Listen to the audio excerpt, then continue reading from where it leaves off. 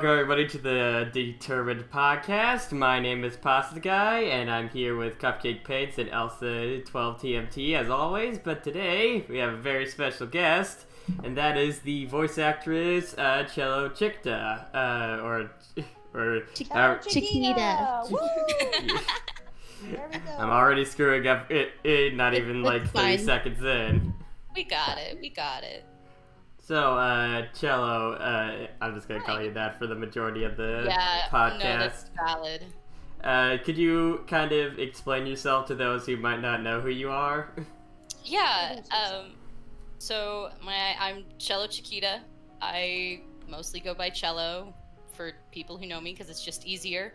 I am a voice actress. You couldn't tell because I can't talk.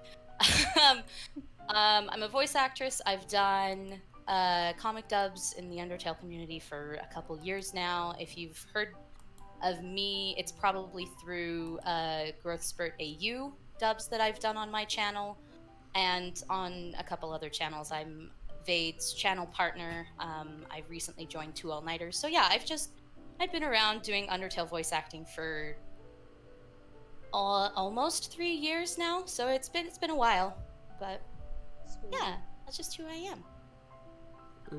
Well, that's good to hear. So yeah, we of course have a set of questions that we're going to ask you, but again, as always, people in the chat, you are willing, you are encouraged to ask questions and stuff. Chat, this is live for a reason. Get to interacting. Yes, get being interactive. So yeah, the first question is probably the most obvious question to ask a voice actress like you. How did you first get into voice acting in general, and specifically for Undertale? I'd say, well, okay, I gotta rethink my thoughts and start this over. I was really into acting and singing in high school. I really liked doing that sort of stuff. Yeah, that's what I did in high school.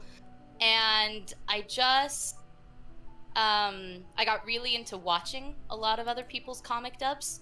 When Undertale was getting big and I was getting into the fandom, I started getting into a lot of Undertale dubbers, and I just thought, hey, this is something that I want to create, something that'd be fun to get into. Specifically for voice acting,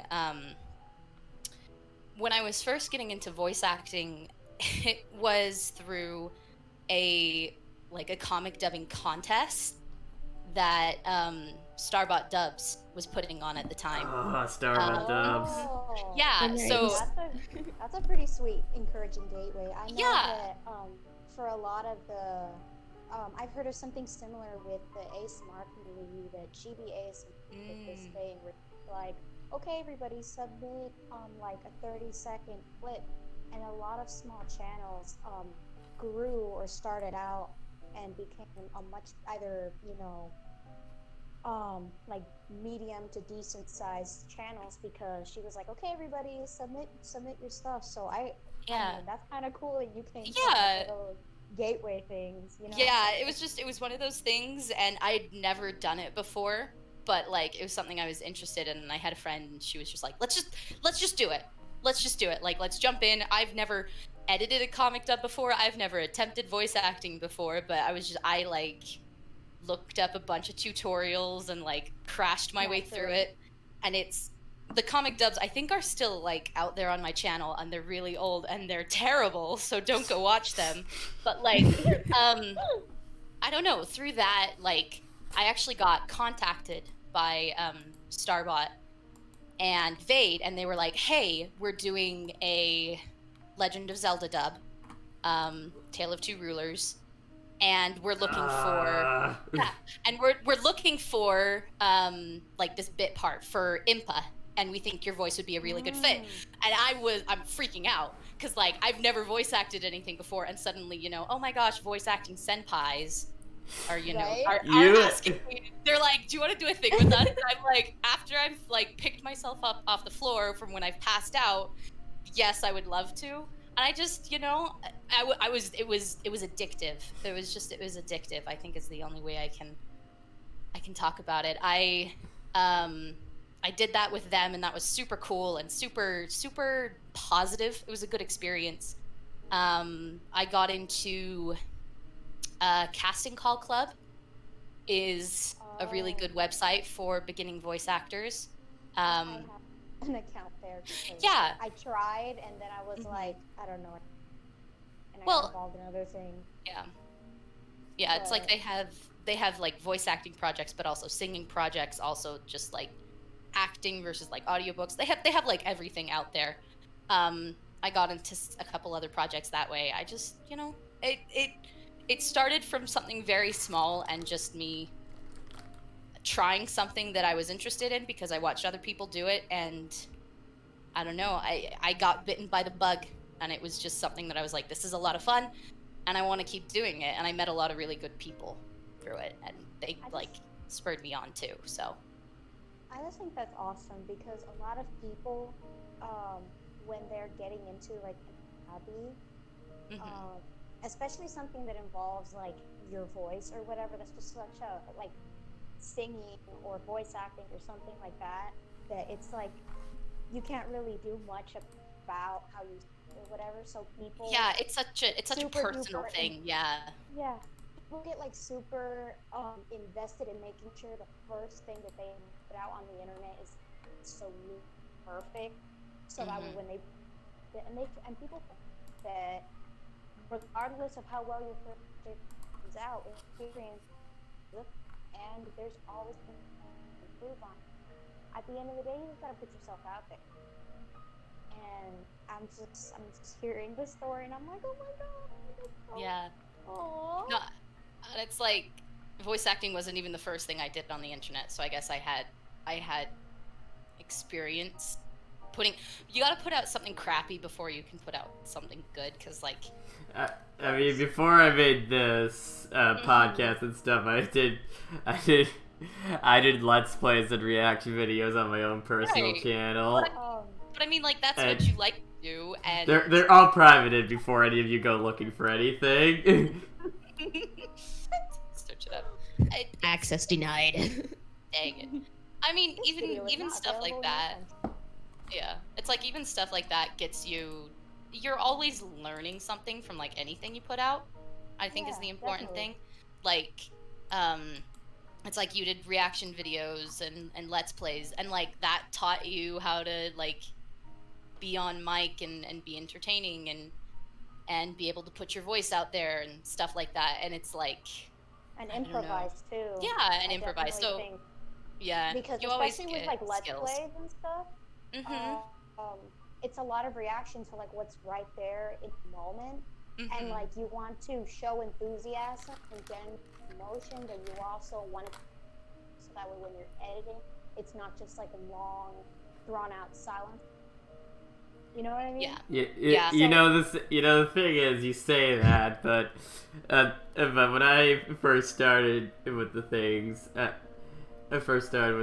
stuff, I was just like, it'd basically be like I record an episode and just completely just like posted like 20 minutes after we were finished with it. Be like, yep, that's good enough. Yeah. Oh, no editing whatsoever.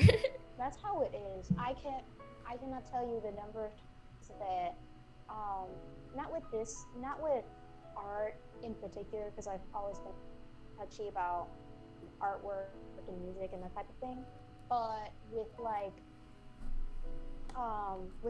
voice synthesizers, another hobby of mine, it's like I make up a little like in Vocaloider, that type of thing. I don't know, but the general idea, I will like tune just a little, like one little song and be like, yeah, that's good enough, I'll just put it up on whatever.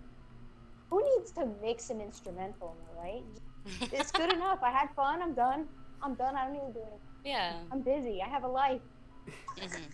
And it's just so funny to look back, especially when I'm like, oh yeah, this is good enough. This is impressive. And I go and I look back and oh no. all I had to do was press this button and this button, and it sounded way better. You know, it's just like Right. little things that you pick up from experience. Yeah, exactly. And it's like if you hadn't put it out, if you had like waited a day, maybe I'm sure you would come back to it and be like, this is garbage. I'm not going to post this, and then like you wouldn't have learned anything.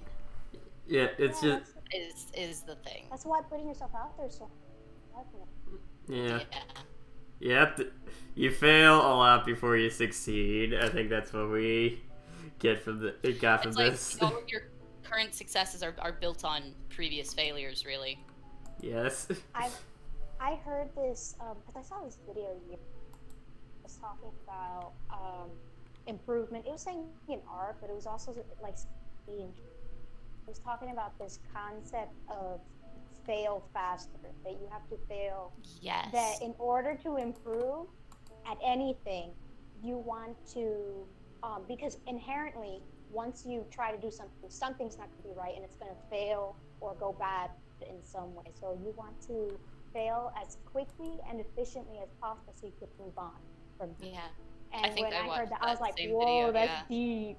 That's Mhm. deep." And That's a lot good of advice. people don't realize that you have to screw up in order Mhm. to get anywhere. Yeah, Mm. definitely. Yeah. I agree. So I'm still in the first phase, so Yeah, and that's totally okay. Like, there's a lot of people in the first phase. That's the thing. yeah, I mean, I've had this idea for like an Undertale themed podcast for like a year before I actually got up and did anything about it. Yeah, yeah. There's takes careful planning, but then there's also like, okay, like I've planned this to death. I know what I'm doing. I just have to jump, and taking that jump, like when you take that jump, you have to make sure you're jumping in with both feet. Is what I tell people a lot of times when they're like, oh, well, how do I get into voice acting? I'm like, you just got to go for it. Like, you're not gonna get anywhere if you're like dipping a toe in and then you're like, oh, well, it didn't go anywhere. I'm like, that's because you didn't like give it your all, and it hurts to give it your all sometimes, but like that's the only way that it's gonna get better. it's in a sense. scary. Yeah, it's only gonna go anywhere. It's terrifying. It's horrifying. But like, it's like even now I have days where I'm like, oh, I don't want to put so much into this project because what if I fail and it'll hurt? And then I'm just like, just do it. What do you just do it? Like slap myself around. Just like go do it. Come on. You're an adult. You can handle this. You can handle. Mm-hmm. As a content creator myself, I think that, and this isn't something that I guess everybody experiences, but I've had that specific experience where you work on a project for a long, maybe like a couple years or a good long enough chunk of months of hard work, and you just lose everything related to it, or you lose all the data, or something happens, your dog ate it. That's happened in several different hobbies of mine. And now I'm at a point where, because there was a stage in my life where it was like I didn't want to start even the projects because I was paranoid that I'd start and then everything would get lost, then everything would disappear and it would all be for nothing. But then I realized, okay, but first of all, now I know what not to do when putting away, know how to back up stuff, you know? That's the first thing. But also, I'm never going to make any if I have that fear that I'm going to lose everything, you know? Exactly, yeah. And even when you were saying you have to, I definitely think that you really do, even on your first, even on your second or third, even once you've been doing it forever, you do have to put yourself out there and all of yourself out there, because I do think beautiful performances, like I'm thinking in musicals and theater and that type of thing, even the most beautiful and breathtaking stuff is when you can almost see the person in their work. So touching. Like I think of like Idina Menzel, Oh, like in Wicked, or even like Queen. if y'all have heard Let It Go. I know a lot of people are like, "Oh my God, that song's overrated." Frozen To a is my certain favorite extent- movie. I'm gonna just put that out there, so no shame. I mean, that's valid, definitely. I get the Elsa in my name from Elsa. Yeah. But, That's your like, favorite if you Disney movie. listen to That's a that weird song- way of saying Beauty and the Beast. No, I'm just joking. No. Valid. Also valid. That's also a good pick. I can't have a favorite Disney movie. I like too many of them. Man, it's okay. You just have your general top 10 that you found on it. Yeah. Yeah. Yeah. Sweet. Mhm. But yeah, like even if you listen to Let It Go and you know it's a studio recording. Oh, yeah. But at the same time, it's like, I don't know. I listen to it and I'm like, bro, I feel this. Like I feel like it's like you get to a point where you take your own experiences and you look at whatever character you have to portray or whatever situation to portray, like if you're writing, you know, or voice acting or whatever, or even drawing. And you're like, well, to a certain extent, I know how this feels. So let me put a bit of my experience in my performance, you know? And then it's like, oh my God. Like, for people who's looking at the product, because I love Let It Go. That song's, and it's, especially because it starts out, because she's really depressed or whatever, at the beginning. It's out all soft, high, and different. But by the end of the song, she's like, yeah! You know, I don't need to be ashamed of myself. I'm awesome. Oh, iconic. And it's stuff like that that always touches me. So, yeah, what I'm trying to say here is I definitely agree. You have to put yourself out there, even be vulnerable, because that's how the best work comes out. Yeah. And in the end, that's what's gonna make your work stand out from everyone else's. The only thing you can really do to make your work stand out from everyone else's is be yourself, put yourself into it, because like no one else is going to have the exact same interpretations or the exact same visualizations that you have. Really, it's like no one's gonna have the same art style as you, no one's gonna have the same composing style, no one's gonna have the same writing style, no one's gonna have the same like voice as you do. Only you can do that. And I think like once you can accept that and embrace that, that's what really makes art in general really great. So yeah. That's definitely true. All right. Well, moving on from that first question. Yeah. This is another pretty standard voice acting question. What characters do you have the most fun voice acting, and what characters do you have the most difficult time voice acting? My favorite, Undertale specific, my favorite character to voice is Undyne. And that just comes from, I mean, I've been voicing Undyne for ever since I basically started voice acting, because but it's like Undyne fits perfectly into my favorite like type of character to voice, which is I really like lower voice female characters, because that's where my voice range sits normally. And like I used to be really self-conscious about it growing up, because I was all like, oh, I sound too mannish. You know, in high school when everything is going wrong, you're like, I sound like a guy, I don't want to talk.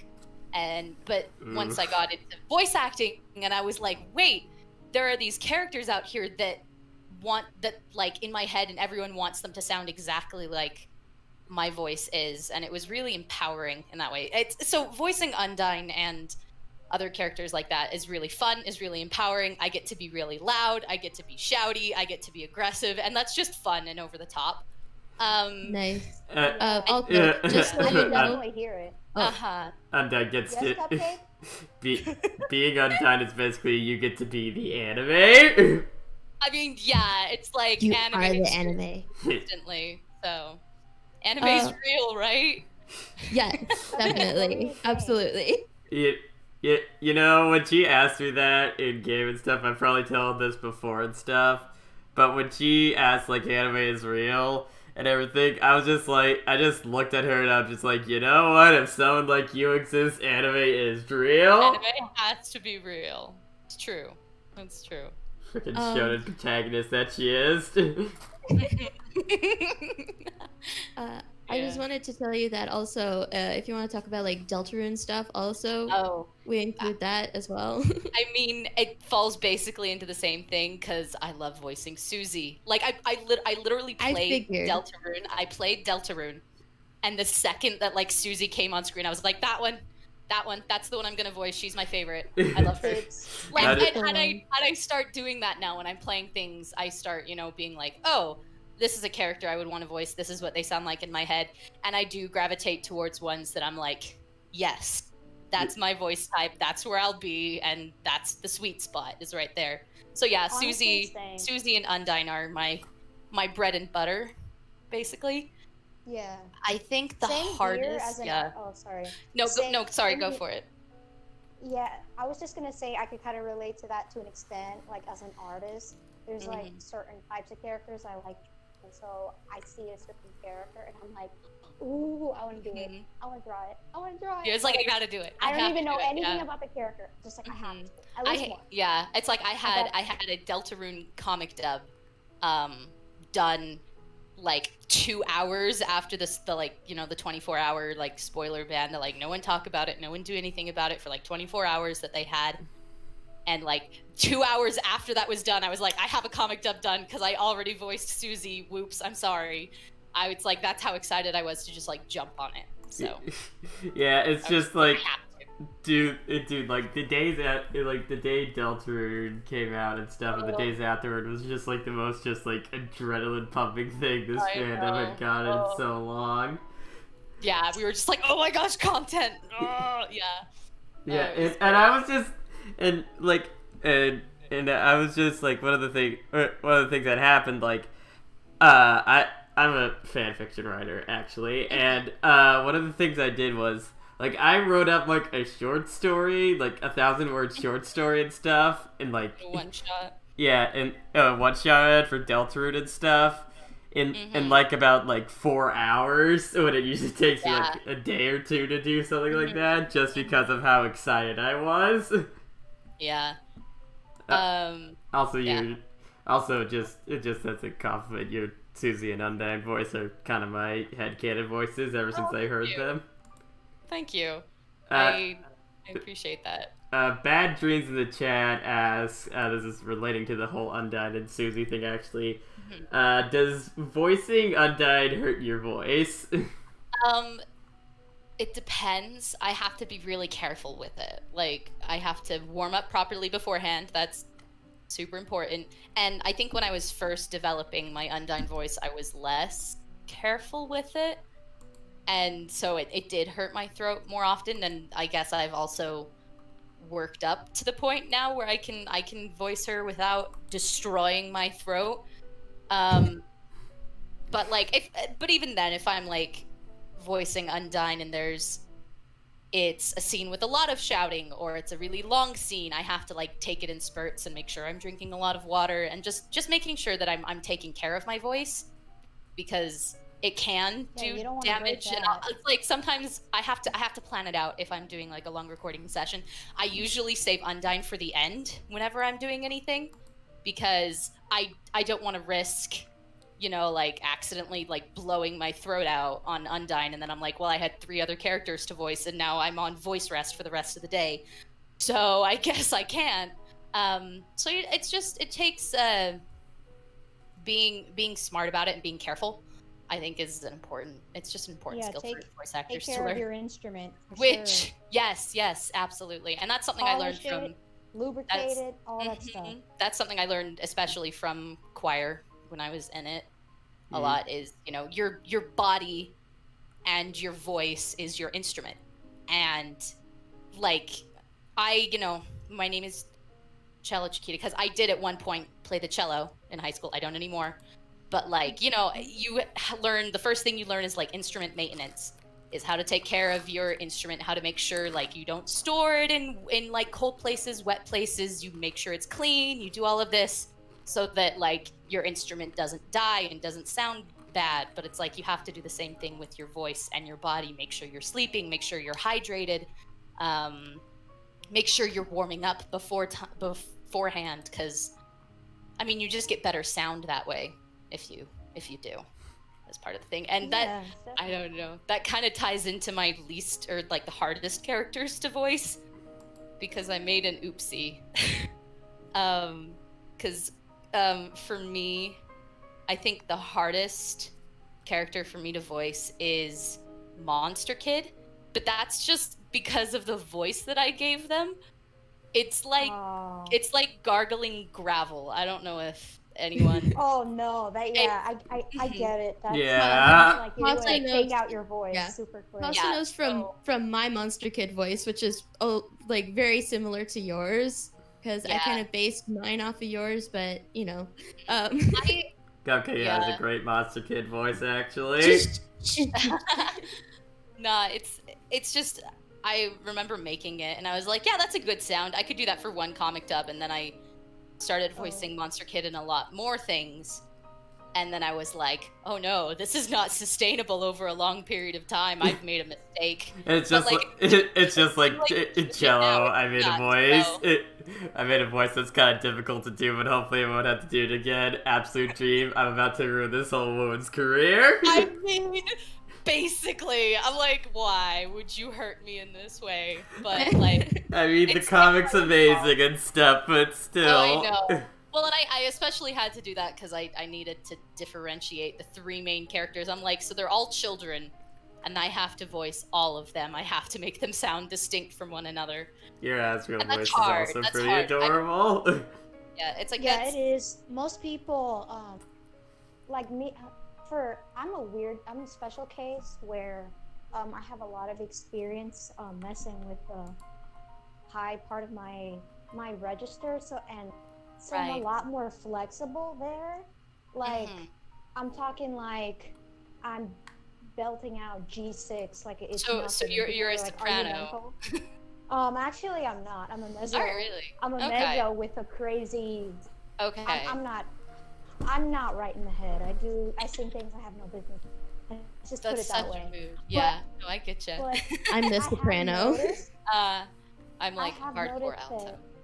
Nice. Yeah, I can kind of hear it from you. Yeah, it's like I said, it's just this is my normal register. So I don't know. I never was in like a music class or whatever. I mean, I'd put my bet on tenor, but I mean, we'd have to see. Tenor, baritone, yeah. Yeah. I mean, I don't do much voice acting stuff and everything. Even though everyone says like when they first like hear my voice for the first time, like, "Oh, you have a nice voice" and stuff, and I'm just like, "Wait, really?"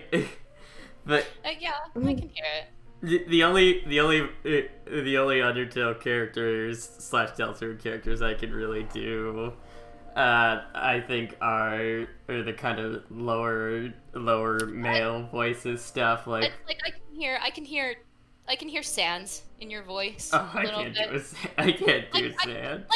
It's like I think you could is the thing. I like listening to it. I'm like practice some practice for sure. You know, because you gotta train yourself up. And the thing is, it's like when you're making a voice, because that's what you have to do as a voice actor is you kind of have to create a voice that will fit a character. Like, I don't know, the voice you create doesn't have to sound like everyone else's voice is the thing, and it's gonna be you, so it's not gonna sound like everyone else. Like, I mean, and that's kind of where I like Undertale as opposed to, I don't know, say,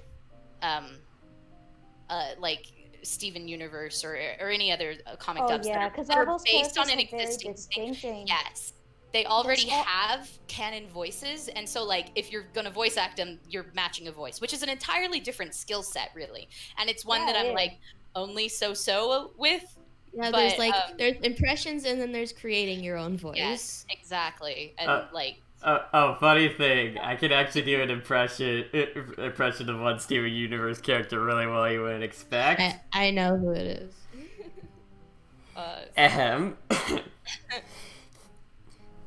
This darn podcast full of stinky, filthy clods. You damn dirty, muddy clods. That was my guess. Yeah. That was my guess. Paradox, great. But it's just... You should have had more... You should have more in Steven Universe Future. But it's like going back to creating a voice and the Monster Kid thing. It's when you're making a voice, you also have to take into account, okay, is this sustainable? Because you don't want to hurt your throat, and you have to pick something that's not gonna like take everything out of you to voice every time. Like if you're doing a funny accent or a funny voice and like you find yourself slipping out of it all the time in the middle of your recording, like maybe pick a different way to go with the voice, like change the pitch, change the intonation, change an accent or something if something's not working. And there's a lot of ways you can go with it. Like the voice is very So you gotta find like versatile. a happy medium. Yeah, you have to balance like the voice you want, but also like sustainability. You got to be realistic with it. Yeah, it's just. I guess That's why knowing your own limits is probably super important. It is. It definitely is, and it all comes down to practice and practicing with your voice. Like I didn't know at the beginning that like I couldn't sustain a Monster Kid voice, and I do okay now when I'm voicing stuff. It requires like the amount of like breaks for water and stopping and doing something else and coming back to it that like I do with Undyne is like twice or 3 times that when I'm doing Monster Kid, because like it's rough. And so Where's my hot tea? I need my hot tea. Yeah, I'm just like, we gotta make sure everything's good. And then like if I'm done with voicing Monster Kid, I'm like done talking for like the rest of the day. I'm like, nothing else is happening today. The voice is done. Everyone go home. Pull out the sign language. Yeah, a little Handwritten bit. notes, pointing at things. Could you get me this? Yeah. Oh, hey, Jill. How was the voice acting session? It was pretty good. It was really good. Thanks for asking. Yeah, exactly. Oh, boy. Yeah. All right, moving on from that question. A funny thing to point out. Lizald in the Twitch chat said this a while ago, but it was just like the anime is sometimes too much for the throat, and sometimes, yeah. And also, Cosmic Ally, great in the Twitch chat also asked, what about Toriel? She has a very low but sweet voice in my imagination. Yeah, I like my Toriel voice. Honestly, it's probably the easiest one for me to do.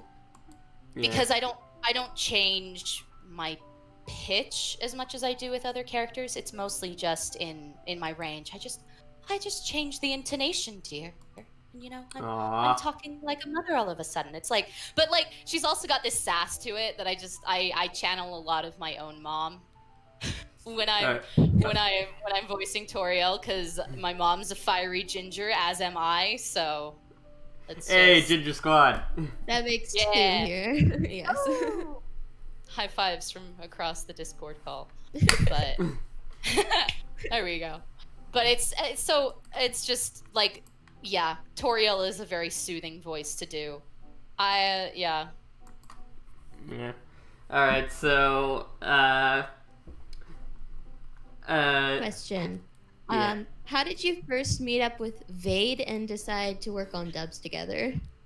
So, as I mentioned, like when I got asked to join the Starbot stuff, actually all of that communication went through Vade, because it was Vade who was directing the like Tale of Two Rulers dub. So that was like the first time I met him, but it was like a one-off thing. It was just, like 2 summers ago when Vade was looking to do stuff on his own channel. He just put out a general call that was like, that was just like, hey, I'm looking for a channel partner, someone to do all the female voices. And like it was like a big opportunity. I had a friend link me to that video and just was like, hey, this is probably pertinent to your interests. And I'm like, yes, okay. And I like sent him some of my stuff. I sent him a lot of my Growthspurt stuff, and he was like, dude, this is amazing. Like, I'd love to work with you. And we just like got on like gangbusters, and that's where it started. So yeah. Yeah, that's cool. Oh, nice. One of the people in the comments asked, I knew the voice. I knew the voice sounded similar. Oh my god, I didn't realize you worked with Vade, and also, I would totally see you as doing a Kara voice. Do you like doing your Kara voices, or? Yeah, I've done Kara in a couple things, Kara in a couple things. It's actually a really interesting thing with like the Undertale. It's like Kara and Toriel are my easier voices to do because they are close to my range. So I don't really act like a Toriel and a Kara in a scene together because like they sound really samey. And I the whole point of when I'm doing comic dubs by myself is try to not make the characters samey. Like they all sound like me because you want to make them all sound like distinct people. And that's a lot of what shaped what gave like the Undertale kids the voices I gave them. Like for like, it's like I have to voice Frisk, but I'm also voicing Kara, but I'm also voicing Azriel, but I'm also voicing Monster Kid. And they're like, I could just do one generic child voice, which is hard. Sorry, I just had to stop for a drink. Yeah, fair. But it's like I have to go in a higher register for it because they're children. But it's like I make, Monster Kid, and Monster Kid sounds down here and he sounds like he's gargling gravel and and he's this cool kid. That was completely on accident. Yeah. And it's like, Azriel just sounds like this little anime boy, and he's a soft goat boy. It's fine. Say it like that, I can't help but hear it. And now, every time you do your Azriel voice, I'm just like, must hug. Like a hug.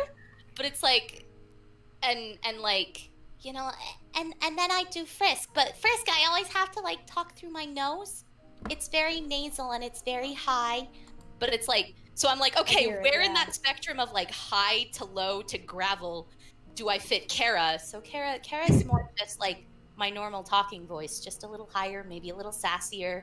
Because Kara, no matter how writers write Kara on the evil to good or whatever spectrum, Kara's always a little sassy. So yeah, I don't know. It's sassy an child thing. So sassy child. Sassy child. Yeah. I definitely think child voices are pretty difficult because some people, especially people who don't know a lot about voice stuff like at all, are like, oh, just get a lady to do it and you'll be fine. Yeah. And it's like, it's not that easy. We don't share the same range, especially for alto and mezzos, because like my what's it called, the tessitura, like my sweet spot basically is like where I'm talking right now. Yeah. But if you ask me to do a child's voice, I'd be like, little kid, it's nice to meet you. Yeah. And it's that's really good. It's not that it's difficult for me because I've had practice with it, and I've sang songs like that because I am not right in the head. But and I do not love myself. I do terrible things to my voice. Yeah. But it requires a lot of forethought and a lot of practice that people don't even realize. And then you make distinct child voices and you're like, whoo! Yeah. So when you're describing how do I fit all four in and they all have like personalities that, because it's one thing like if you come up with like four completely different voices but they don't have to match a character, but it's another thing to character. Yeah. I ran into that problem even more when Vade and I were dubbing Paper Trail, which is that Deltarune comic. Which is bloody fantastic. Everyone should go read. It's a great comic. Everyone should go read Paper Trail. Do it. Also, Lynx Griffin, if you're somehow listening to this, please come on the show. I love you. You want to talk to you, Lynx, please? Cool. But it's like, I had to figure out, okay, how am I going to voice Rousey? And it's just Azriel, but at a British accent. Because princely and you know, and proper. But then, like, you have, in the comic, you have a bunch of alternate universe Rouseys that are then playing off of the Rousey. So I'm like, I don't know what I'm gonna do. And so it's tricky. It's definitely tricky. And child voices used to be, I wouldn't even touch them with like a 10-foot pole.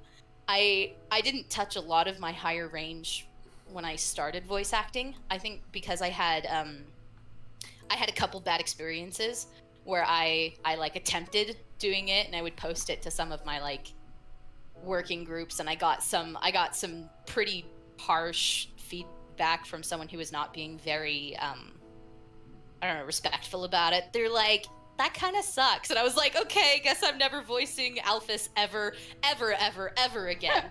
And I like didn't attempt to for basically a year. It was a terrible thing to do. It was sucky. Don't do that to people. Don't say that to people. Yeah, even to the guys, like, for sure. Even under the guys like, well, I'm just helping you and giving you like criticism so you can get better. It's like, no, you're just being a jerk.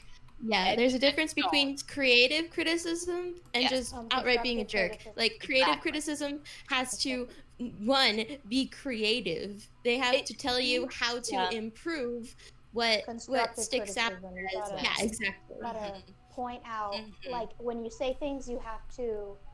I think a lot of people, like, I'm thinking like voice acting, but also like art and writing. People think that they can get away with critiquing or criticism and not using the lingo and the terminology to explain things or whatever. Because, like, I get that you hear something is off, but it doesn't like, do me any good if you can't explain to me. So if you're going to go through the effort of giving me your 2 cents, you might as well look up what you're talking about so that we can say, oh, well, the tone or the pitch or stuff like that, like even basic stuff like that. And then you have a lot of people who are like on YouTube or on Twitter in the comment section of art stuff, and they're like, oh yeah, this kind of sucks, or oh, I don't really like how you did her hair. Okay, but but what about the hair? The shading, explain yourself. Like, I think it's also important. If you didn't have to take time to construct the criticism, it's not constructive. That's what I like that. But that's good. I think it's also important to know when is the correct time to give criticism. Because, like, if they're coming to you and they're like, hey, can I get feedback on this thing? Yes. Like, feel free. It's like, I generally work when I'm giving feedback on things to go with for every quote unquote negative or more like, hey, I think maybe you should change this could maybe be this way, I think if you change this thing it would be cool. For every one of those, you have to put one thing that you liked about their thing. And like that's just like my personal rule, to make sure that you're not just nitpicking for like the sake of nitpicking, that you're like, okay, I think I don't really like the way you drew her hair. Here's what I would do. It's like, say one thing. Here, I don't like how you drew her hair. I think it would look better if, I don't know, it was in a ponytail or flowing in the breeze. And then you say, but I love your shading. Like, that's how you do constructive criticism. That's your formula. It's like, state the thing so they know. It's like, state the one thing that you feel, explain why, say something else you liked about it. So, but like, a lot of times on the internet, people aren't posting things to immediately get feedback and get critiqued. Like, a lot of the times, like, if you don't like it, just don't say anything. But if they're actively coming in like, hey, I'm looking to get better, can people give me feedback on this? Then go for it. But like, generally it's super duper. I had an issue with super duper important to on a general area to. Because, like, for example, I had, and I've talked about it before, back when I used to be just a guest commentator, but I had an incident with a teacher when I wrote a poem. To sum it up, it was essentially a poem. It was talking about anxiety, but from the perspective of a pizza cereal, right? But like, okay, I mean, I don't know where you live, but like, you ever eaten Chex cereal? Yes. Okay, so just imagine like a Chex, just so it would be easier to visualize. Like, you know, you got a bowl of cereal that's like, but it's just milk at this point, and it's just one left. It's all alone, and it's floating side to side. There's no resting place because there's no corners. It's a circle, so it just bounces back to the center, and it can't catch a break. The more it walks around, the more heavy it gets. Stuff like that, right? Those are that's the kind of imagery I used when I wrote it. And I saw a submission or whatever for a contest thing. I was like, ooh, you know, let me submit it. Let me go talk to the teacher that's in charge of the stuff for the contest, just to simplify. That's what I decided to do. I went over there, got a sub. She's like, all right, I'm gonna look at it. Sure. And I'm thinking she's gonna say, you know, like, oh, maybe this word choice wasn't good. I think if you use a different metaphor, it would work a little better.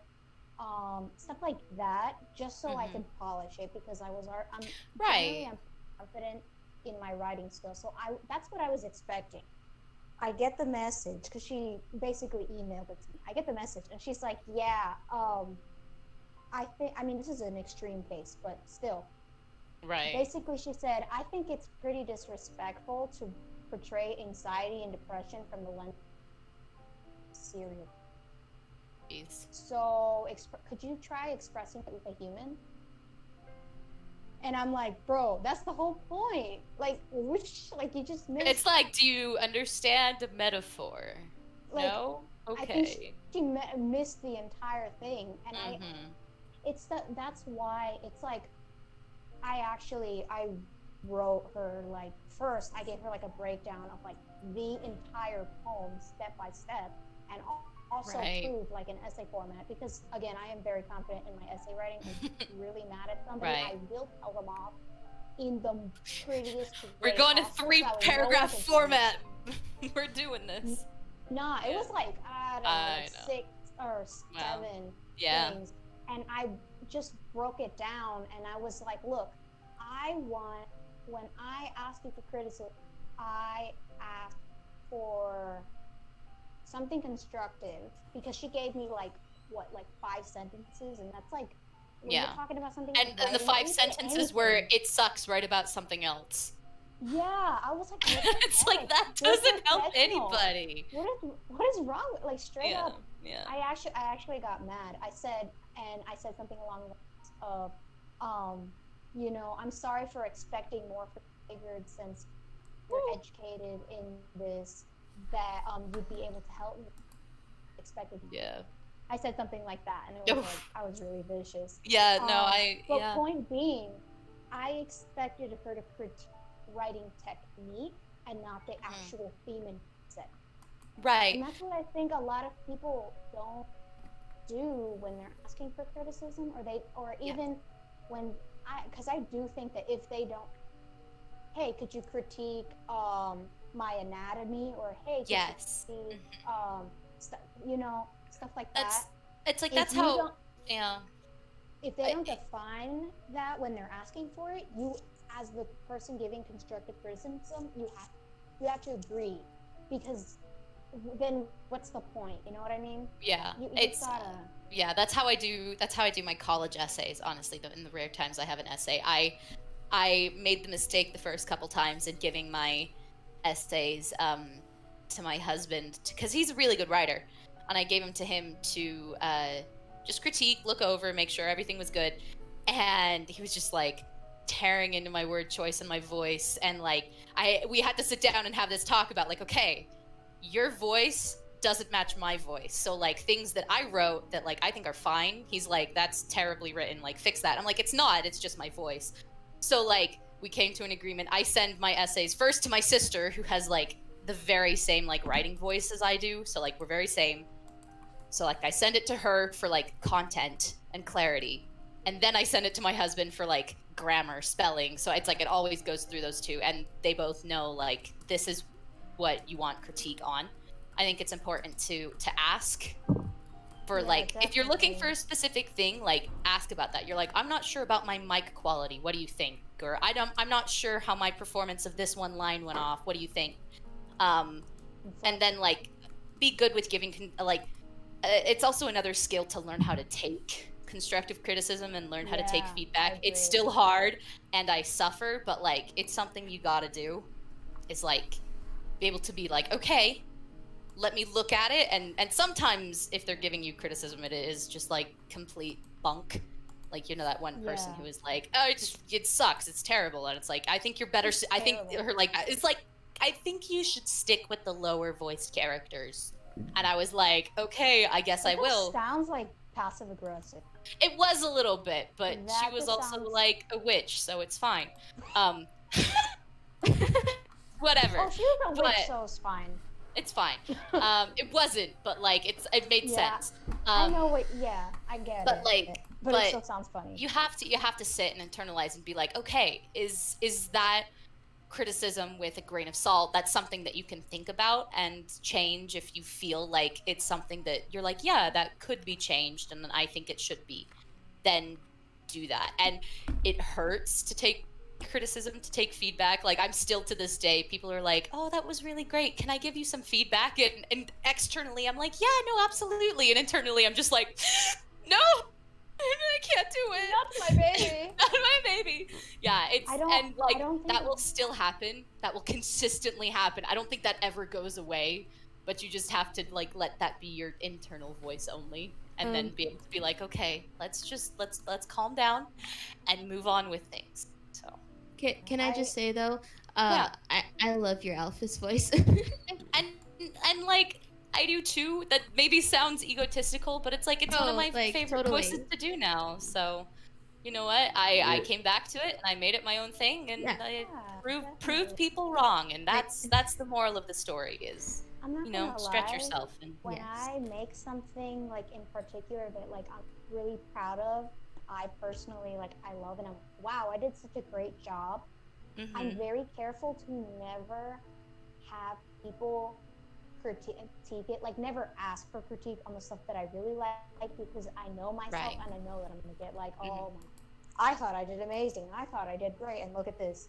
Like I usually try to keep asking when I ask for critique, because obviously people will give it free because they whatever. Because they do. But, yeah. You can't do anything. No. But well, ignore it if you can. Mm-hmm. But when I'm thinking, okay, do I want to critique on this? Mm-hmm. I ask myself, well, am I really dissatisfied with it? And is it something that I don't think I'm going to solve on my own, or that I need a second perspective on? That's when I offer myself up. I tend not to offer myself up like that, because it's like, okay, I made something, right? And it came, from me. So I'm already vulnerable to an extent because you're seeing it. But now I'm willingly giving you the knife, in a sense, to like carve pieces of what's essentially me. You know what I mean? Yeah. Like, I mean, I think the thing is with I don't want to. With things that you really love, like you're gonna do that to yourself eventually. Like if there's a thing that you're like, I love this, I did super great, that's awesome. Like enjoy that feeling, because like you created something and you put it out there, like you deserve brownies for doing that. That's awesome. That's hard. You worked hard, you did it. And like you could enjoy that for even like a month, 2 months, but then it's like you should go back to it and be like, okay, from where I am now, more divorced from the feelings of like, yeah, I'm proud of this. You can look back and be like, okay, next time I do a thing, I'm gonna change this and this and this and this and do this better and fix this. Like you should be self-critiquing throughout the whole thing, some of your old stuff. Like I can look back at some of my like Growthspurt dubs that like I think they're pretty cool, and like a lot of people like them. I really liked them. It was the biggest thing I'd ever done up to that point, and I can definitely think of a lot of things I would go back and do differently if I was making it now, as opposed to like 2 years ago. So. All right. Well, let's move on to the next question. Yeah, sorry. Oh, I'm such a talker. But it's all good. It's all good. So long as people are getting something out of it, that's all that matters. Yeah. That's something that a lot of people need to hear. So which question are we doing now, Pasta?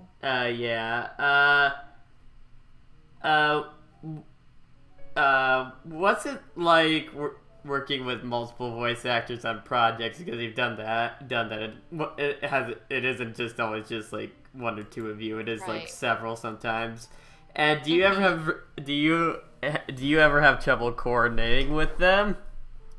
I have been in several group projects throughout, my voice acting career, and like I think it's incredibly rewarding to work with a lot of people, because you get to create things with a group of people that you yourself couldn't create on your own.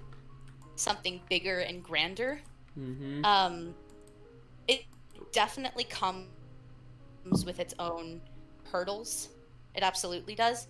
I could like talk for hours about all my stories of, so this time stuff went wrong and this time stuff went wrong, but like I think overall, if you have a group of people that are willing and wanting to work hard on something, and if you get in and get out quick when the motivation is still there, things work great. I think the easiest way for things to start breaking down working with a bunch of people in a project is if the director, the main person producing or in charge of things, is potentially unorganized or unfocused, unmotivated, and things just don't seem to go anywhere.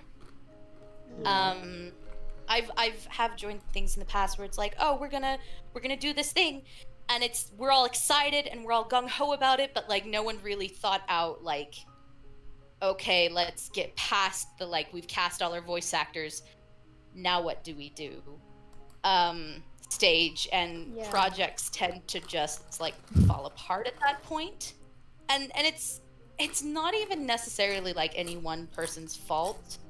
It's just like, things aren't moving at the pace you wanted, and motivation goes away, and people get busy doing other projects that are currently active and stuff like that.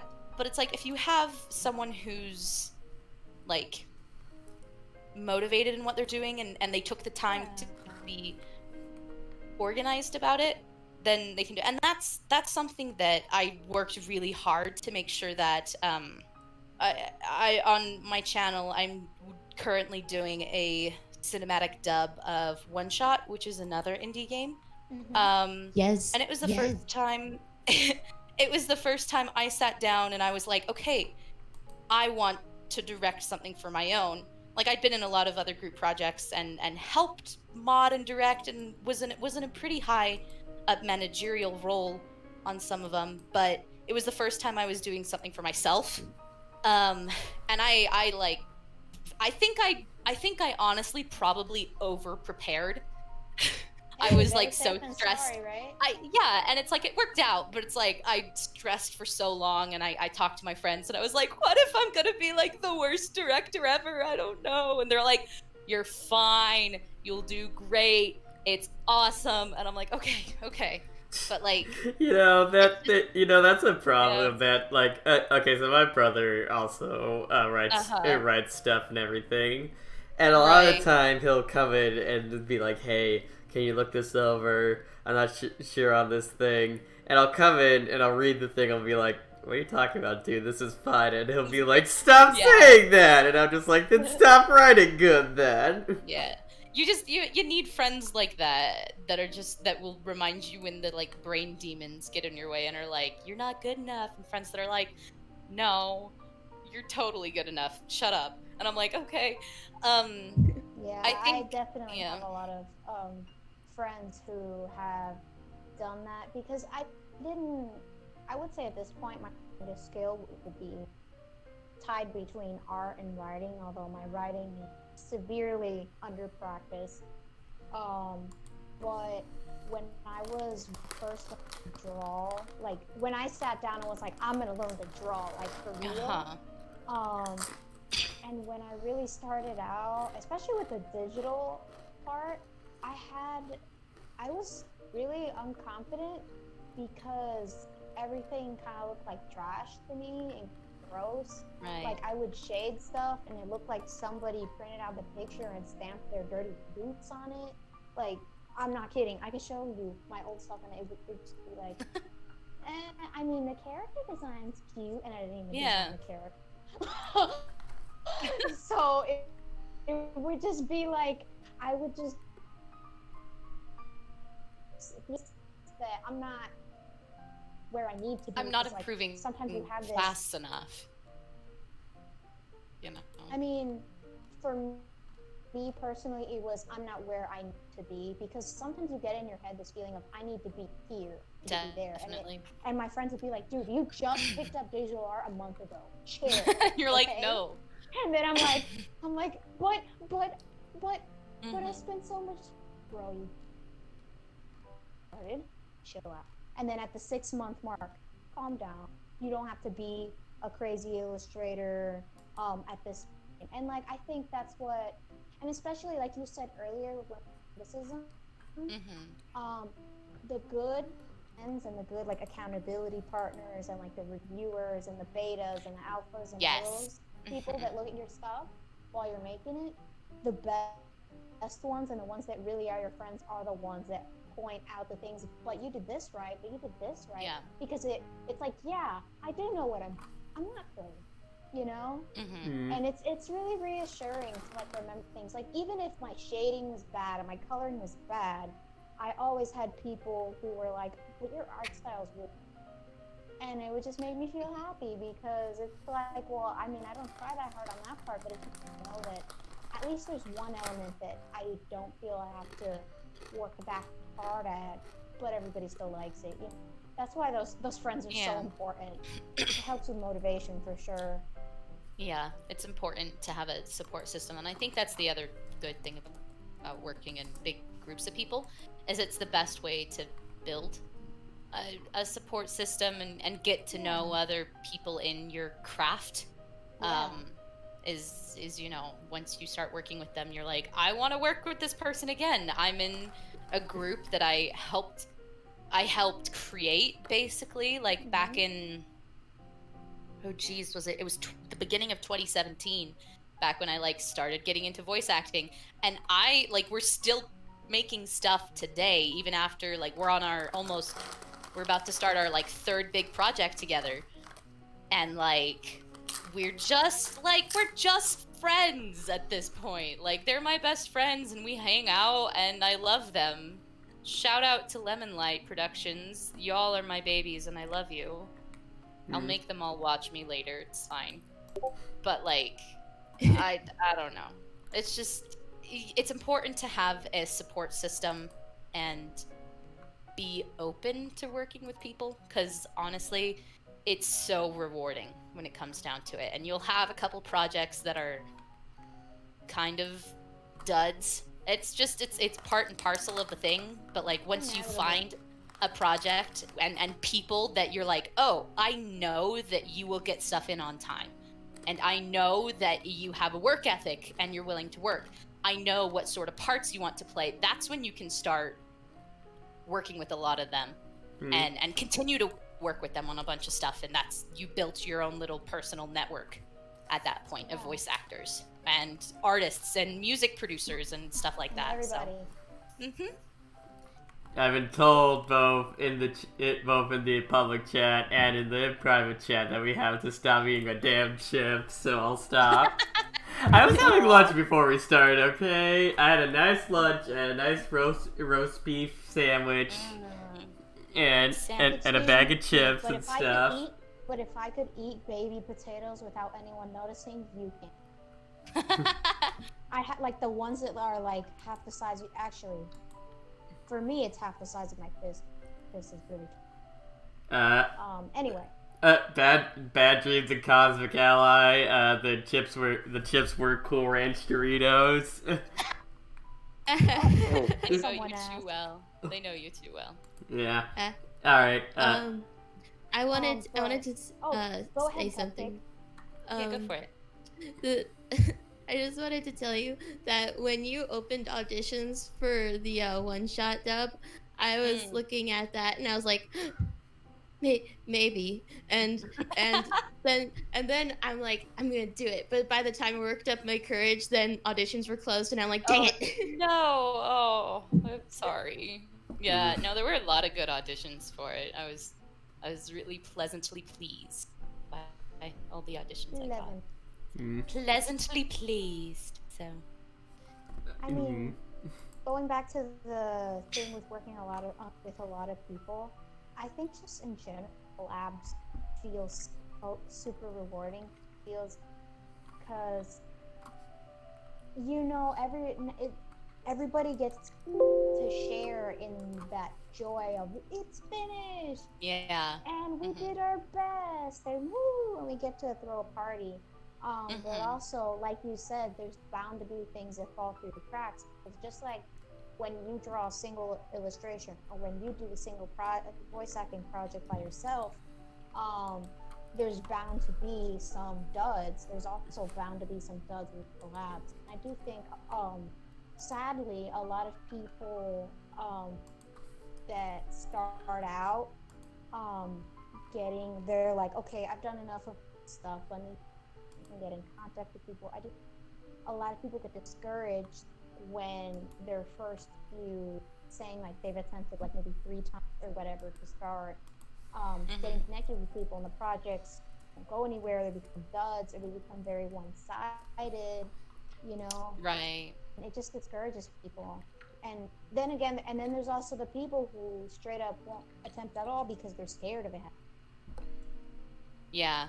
Oof. It's hard. What would you say if somebody was worried about that or thinking about that? I think because when you start content creation, no matter what it's going to be, you're going into it, frankly, because you're posting it on you're posting it on the internet because you want people to see it, and you want people to interact, and you want to gain a following, and you want to see all these cool things happen with it. But that can't be the only reason you go into things. Is my thought with it. You need to make sure that you're going into creating content because it's what you want to do and it's something you're passionate about. Like, you're passionate about drawing, you're passionate about voice acting. Even if no one's seeing it, you would still be voice acting or drawing art anyway because that's what you love to do. Yeah. And if you're having a good time doing that, it won't, I guess, matter as much when things maybe don't kick off as fast as you were hoping, or no one really sees the thing that you made. I like to think that it usually happens eventually, but it builds up slowly over time. A lot of people think like, oh, well, I'll join one big project and that'll be it. That'll be my amazing start, and that's how everyone did it, and I'll go viral and it'll be great. It doesn't work like that. Yeah, it really doesn't. We all wish it did. We all wish it did, but it's like, oh yeah. Even me, who when I first put out my first Growthspurt dub, it exploded in a way I hadn't seen before with my stuff, or I wasn't even prepared for it, and I was just shocked. But I had been working on voice acting stuff and being in a bunch of little baby projects and a lot of other failed projects and doing my own stuff and just busting tail for a year up to that point. And I had maybe 100 subs at the time, and I was thrilled because I had 100 subscribers. That's a big deal. That's a big deal. I mean, granted, I have almost 50,000 subscribers now, but that's 3 years later now that I've worked and I've I don't know, I've worked pretty hard. I've busted tail, and I've stuff. and it's out there. You've got to keep, I think, attempting to make connections, because if you don't keep putting yourself out there, you're not going to be able to get those opportunities that will, I don't know, get you seen, will get you to work with cool people. Like, even if you join a project and it bombs, like, there's probably at least one person from that project that is in the same boat as you, is motivated, wants to work, and wants to do something cool. And, like, you've made a friend, you've made a person in your network, and you just, like, can start building off of that. So, like, the next time you join something, you meet another person. And it just comes down to, there's motivated individuals out there, and I think they find each other pretty easily because they're going where the work is. Yeah. In a sense, like, you want to do the same things, you're gonna bump shoulders eventually. And keep an eye on. It sounds like you're collecting people. Like, just be cool about it. Like, be chill an extent, but, like, also don't treat people like you're just collecting them. I've definitely run into people in the past where I'm like, you only want to talk to me because you think I'm gonna get you a leg up somewhere, and, like, that turns me off of someone faster than anything. I'm like, listen, you're just a ladder climber, and I'm just a rung on your ladder, and I'm not interested in doing that. I'm not gonna do that. And, like, don't be that person, because, like, you're a jerk, and eventually you're gonna wind up with no friends and no network, because everyone's gonna see that you actually don't care about anyone. Yeah, it's basic. Yeah, I mean, I was kind of afraid when I first sent that email to you that I was seeming like that, because you are like the most legit, most popular person that we've had on this stream so far. I mean, maybe Zaragi's about on the same level and stuff, but that's more of like her comic being well known and stuff around and stuff, because the Sans comic DV's done of it and everything. But you yourself are, like, just individually, you are for your work and stuff, are most well known. And I was just like, I'm gonna sound like, and it's like, it's not even like, because you were very polite, which I appreciate. You were very polite and you were very upfront. I do sometimes occasionally get people that just want that will email me and just be like, put me in one of your videos, and I'm like, no, have a nice day. And, like, they don't want to bring anything to the table. And I think that's the other thing, is if you're working with a bunch of people, I think Elsa was having issues with her mic or audio. We're gonna see it. Are you back? Yeah, you're back. I'm alive. Yay, we're so glad. Oh, technical difficulties. Yay. Just do it.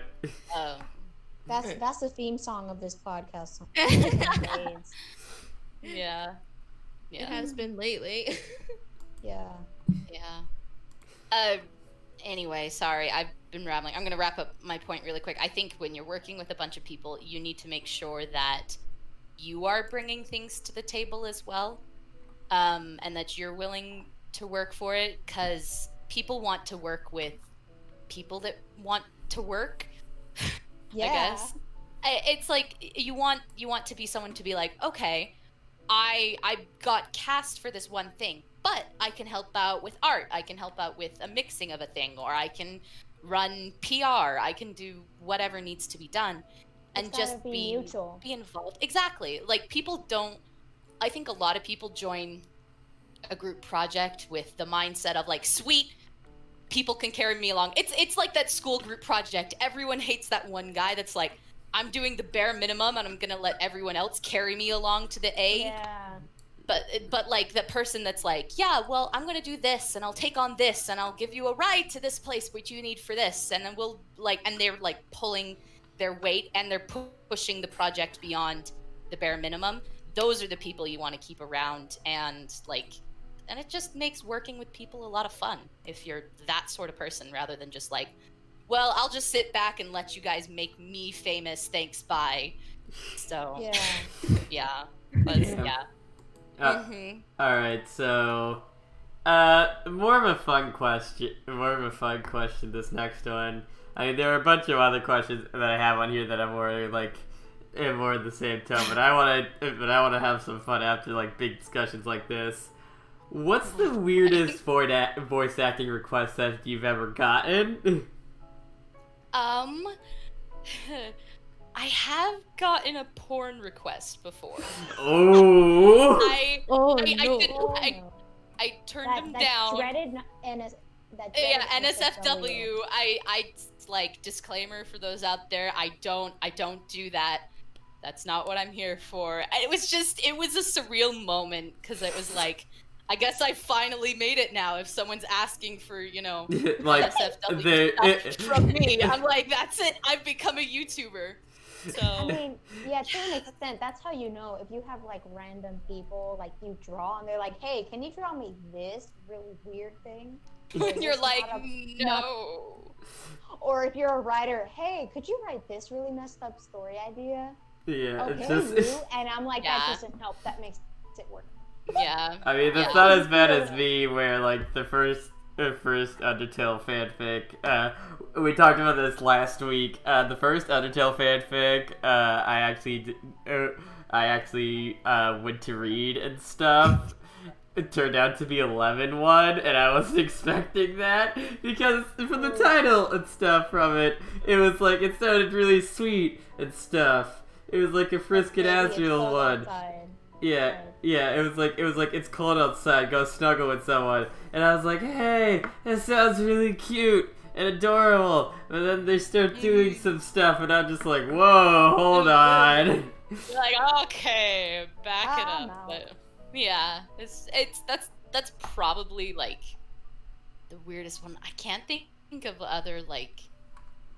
Was there a voice that just felt weird to do? That you were just like, I don't know how I feel about this. Like you're doing it. I mean, you kind of already talked about that to an extent with MK. Yeah, yeah. I think whenever I have to do,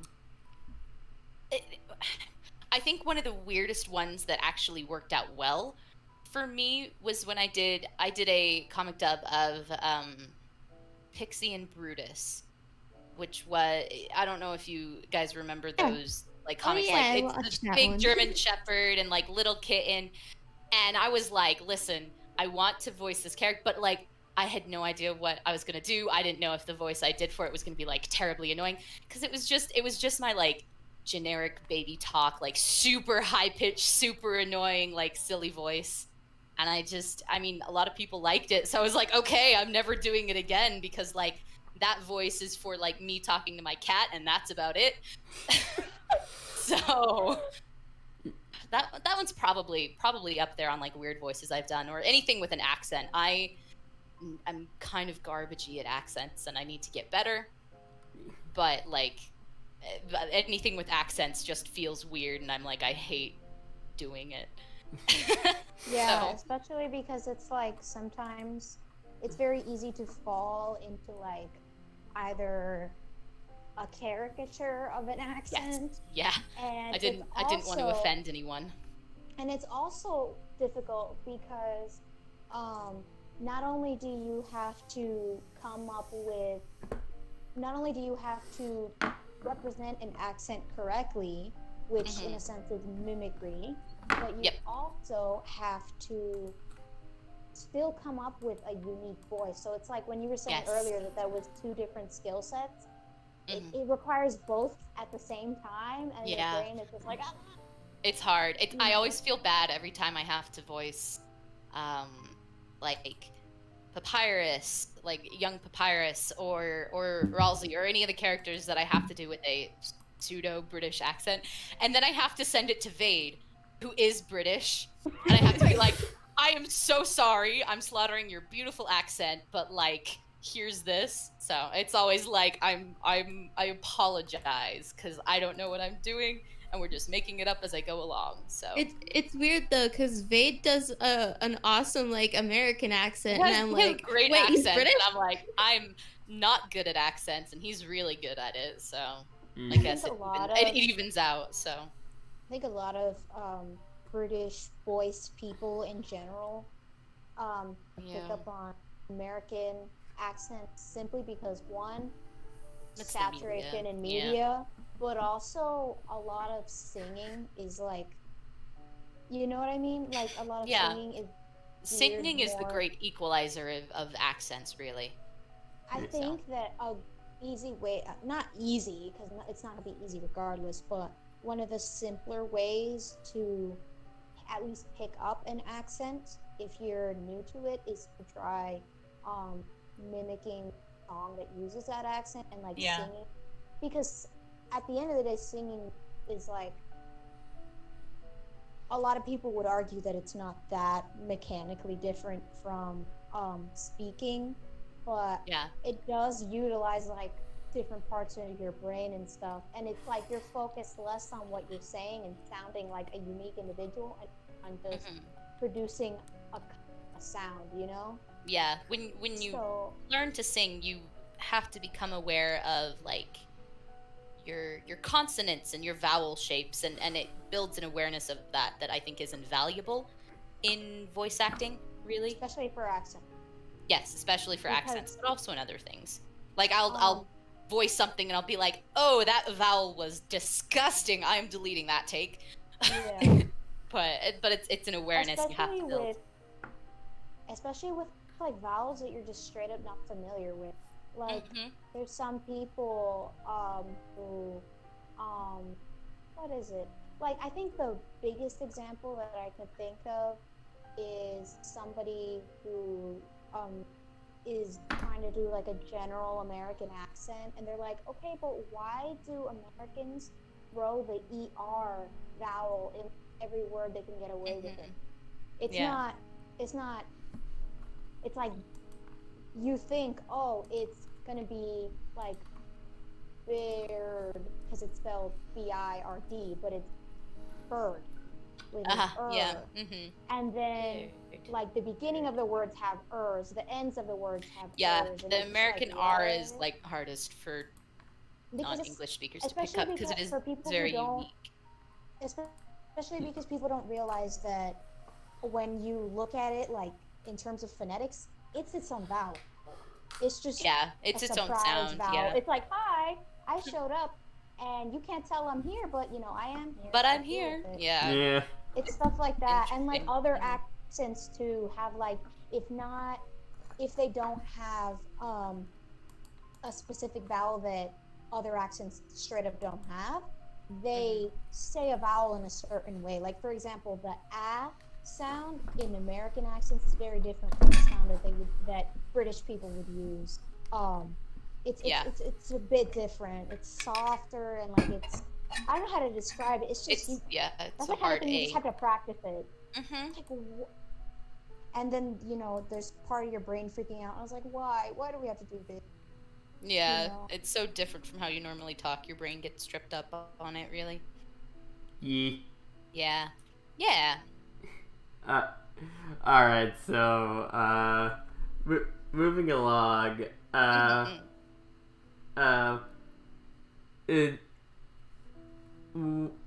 you're known for your Growthspurt dubs, or that's the dub that made you, like, popular and stuff, which, by the way, a side note to everything, it's like, there's like no moderate YouTube growth. There's either like small, slow progression or really fast exponential growth all at once. Yeah, definitely. You could say it had a growth spurt. I'm sorry. you got a table slam from Costa. I got a table slam, yes. Yeah, but anyways, what made you want to dub the Growthspurt or AU specifically?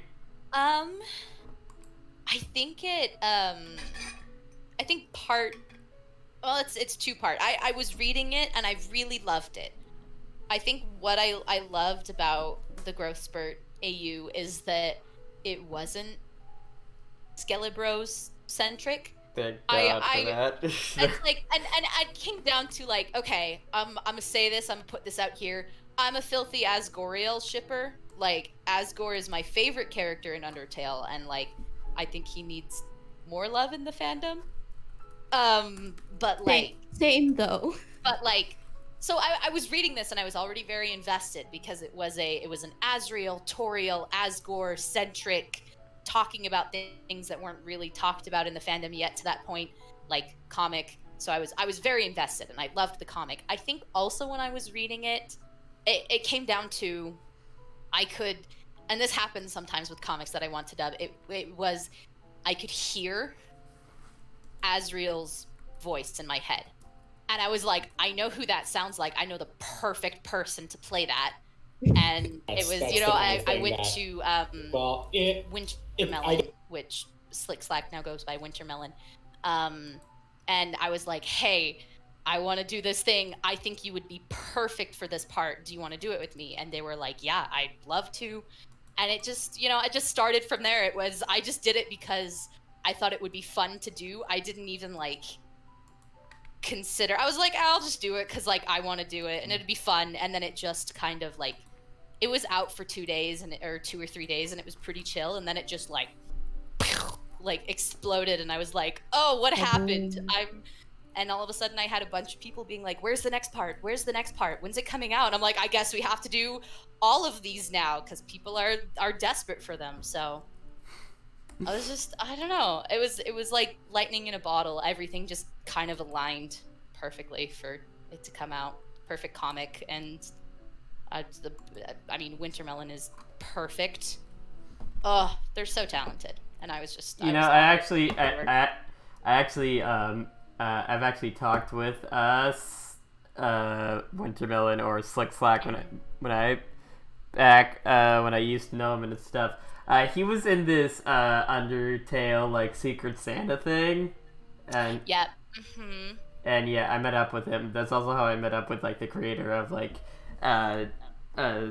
Insanely the creator of Cellochicita. Yeah, Insanely ADD and stuff.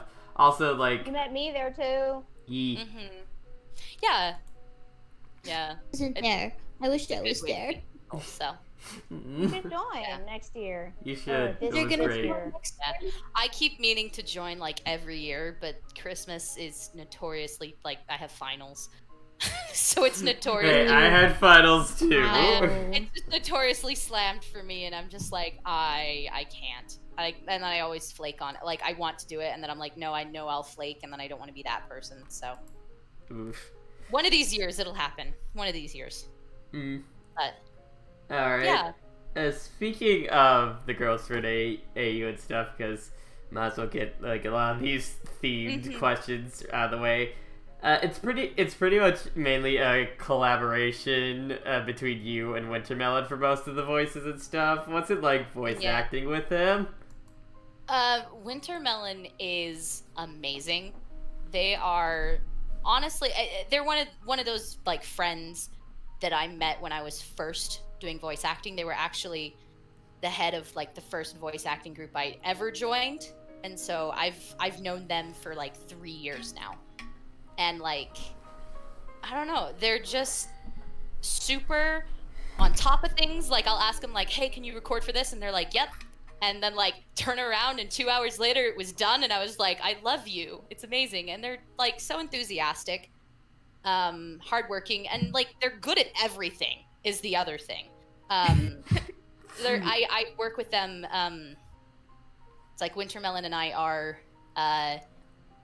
mixing directors over in Lemonlight, which produces video game lyric stuff, song parodies. And we do mixing over there. They're really good at that. They're really good at composition. They're good at basically every voice. They can do every voice. Their Undyne voice is amazing. It's it's better than mine. I'm why am I even here? You can do everything. So okay, bye. It's just, I don't know. They're a super cool individual, just to hang out with and talk to. But they're also one of the best people I could end up working with. because they're like enthusiastic and always down to like jump and do crazy things with me. And I'm like, when the April Fool's comic came out, like for Growthspurt, and I was like, I want to dub this because everyone's been begging for like a continuation to maintenance, which like, me too, guys. I'm waiting just the same as you. And this came out, and I talked to Winter. I was like, do you have time to record this like right now so I can edit it like right now? And they're like, yes, let me do that really quick. I gave them no time, but they were so willing to jump for it. It's just, they're so good. I could gush about It's nice to have that one person that you could just rely on, be like, hey, yeah, you want to do this thing? Let's just go for it. Let's just go for it. And they're like, yes, yeah. And it's been, also Wintermelon, if you do end up watching this, we'd also like to have you here. It's loving winter hours always. But like, it's been also super cool because I have known them for so long. I don't know. I get the sense of like we've grown up in voice acting together. Like, we're different ages, obviously, and like I'm an adult, but it's that same sort of feel where it's like we grew up in this thing together, and it's so cool. It's so cool. Yeah. I mean, they're like adult Asriel voices, like one of the best ones I've ever heard. I remember when Patu Brigham, the creator of Growthspurt, someone like sent them an ask on Tumblr and was like, oh, like, what do you think, adult Asriel sounds like? And he was like, I mean, I don't really know, but I've heard like someone else, I cannot remember off the top of my head, I'm sorry, has a really good one. And also Wintermelon has a good one. I like frantically messaged Wintermelon. I was like, hey, you have to see this.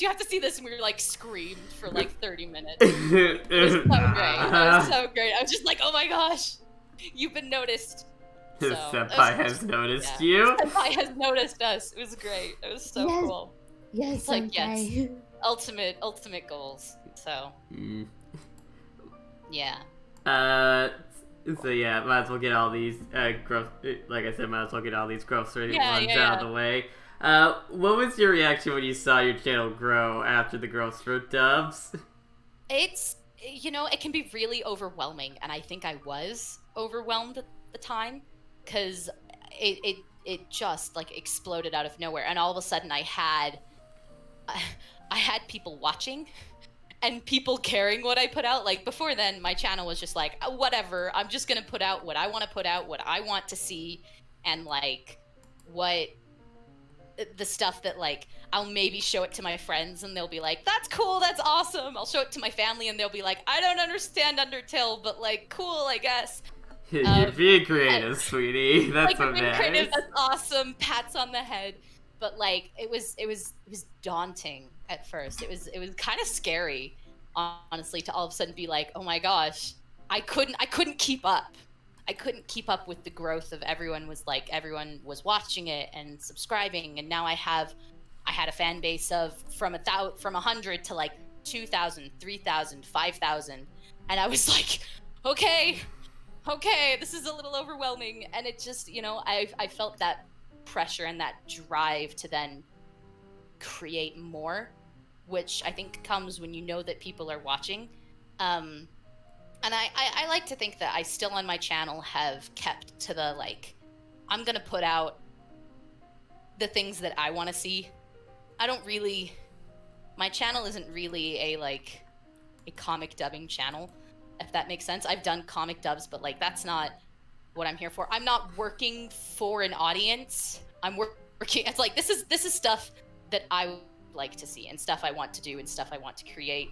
And like it can sometimes be, I don't know. It can sometimes be. I can't think of the word. Disheartening when sometimes you're like, okay, this is something I want to create, and everyone's like, okay, but like, when are you gonna do more Growthspurt? And I'm like, okay, that's not at all related to this like song cover I just did. You spend like hours and days working on something, and it's like, oh boy, I can't wait to see the returns. It just like has like a couple thousand views, and then you'd like post like another thing of Growthspurt against like 100,000 views, and you're just like. It definitely it feels good when I make like a Growthspurt comic dub, and a lot of people like it, and a lot of people are interested, and I feel happy because I'm giving people what they want to see, and a lot of people are liking it. but at the same time, it can also feel like disheartening, like you said, when I'm like, okay, now I'm going to be doing this one-shot stuff, and it gets like a 10th of the views that like my Undertale content has in the past, even though I definitely have worked harder on it, and it can be disheartening, but at the same time, it's not like anybody's fault. It's just the nature of the beast. And like people are still around and watching my stuff, and I'm honestly, I'm honored that people are even invested that much, and it got me a lot of opportunities. Like I've had a lot of people be like, oh, now that this got big and people know me for this, you know, they want me to collab with them. I've worked with Mr. Amazing VA in the past.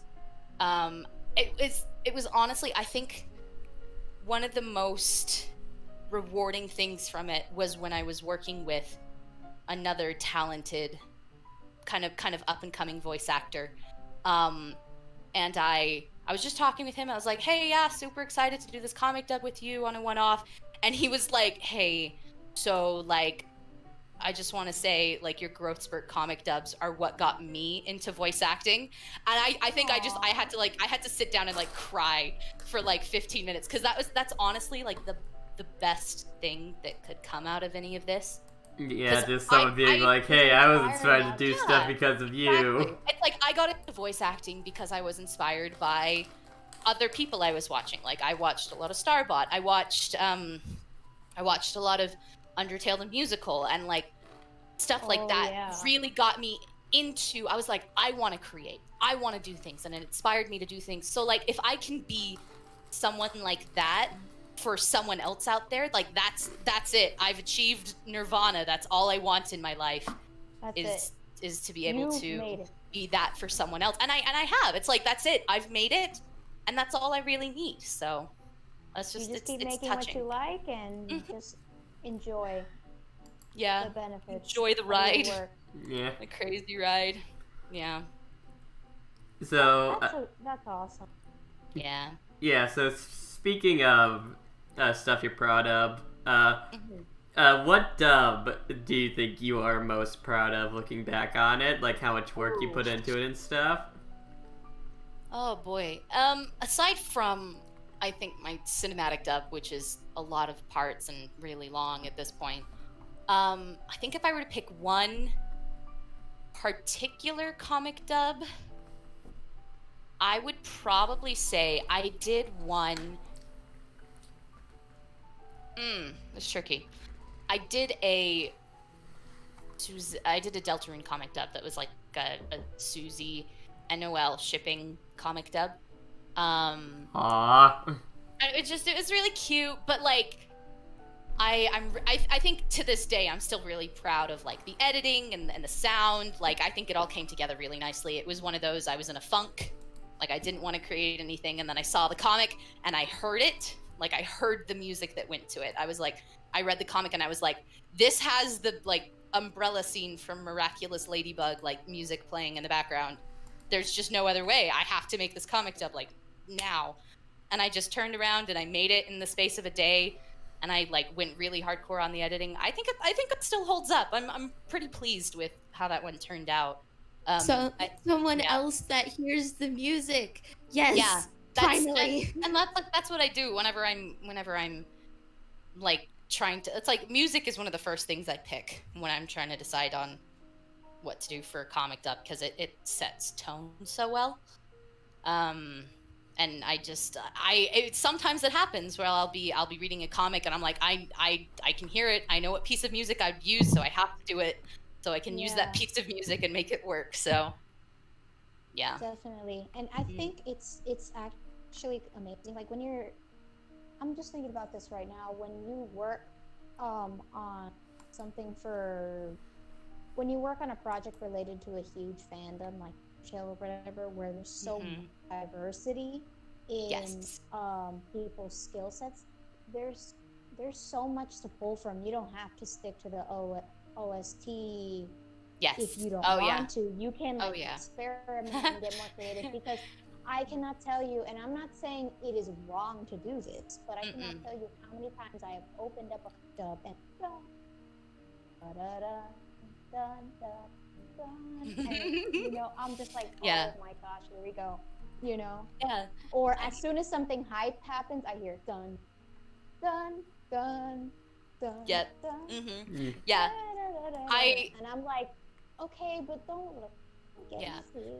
I think about it. I think about it pretty extensively. I mean, I still, like, to this day, like, actively today, probably, I have a comment sitting on a video that's like, why did you use like, on like the third episode of like the Growthspurt arc, I used Doki Doki Literature Club music. and like it's a little avant-garde, but I'm like, I think it fits because it starts like, that comic is it starts out very nice and happy and light, and then it really quickly like switches to dark and bad and melancholy. So I was like, that's Doki Doki, perfect. I love it. And I think it worked really well. But I get a lot of people who are very, like, not offended, but they're like concerned that I'm not using Undertale music on an Undertale dub. I'm like, you don't have to, guys. It's okay. Like, all of my Growthspurt dubs have had one-shot music and Night in the Woods music are like my soundtrack for Growthspurt to me. That's what it sounds like in my head. Yeah. It's just, is that.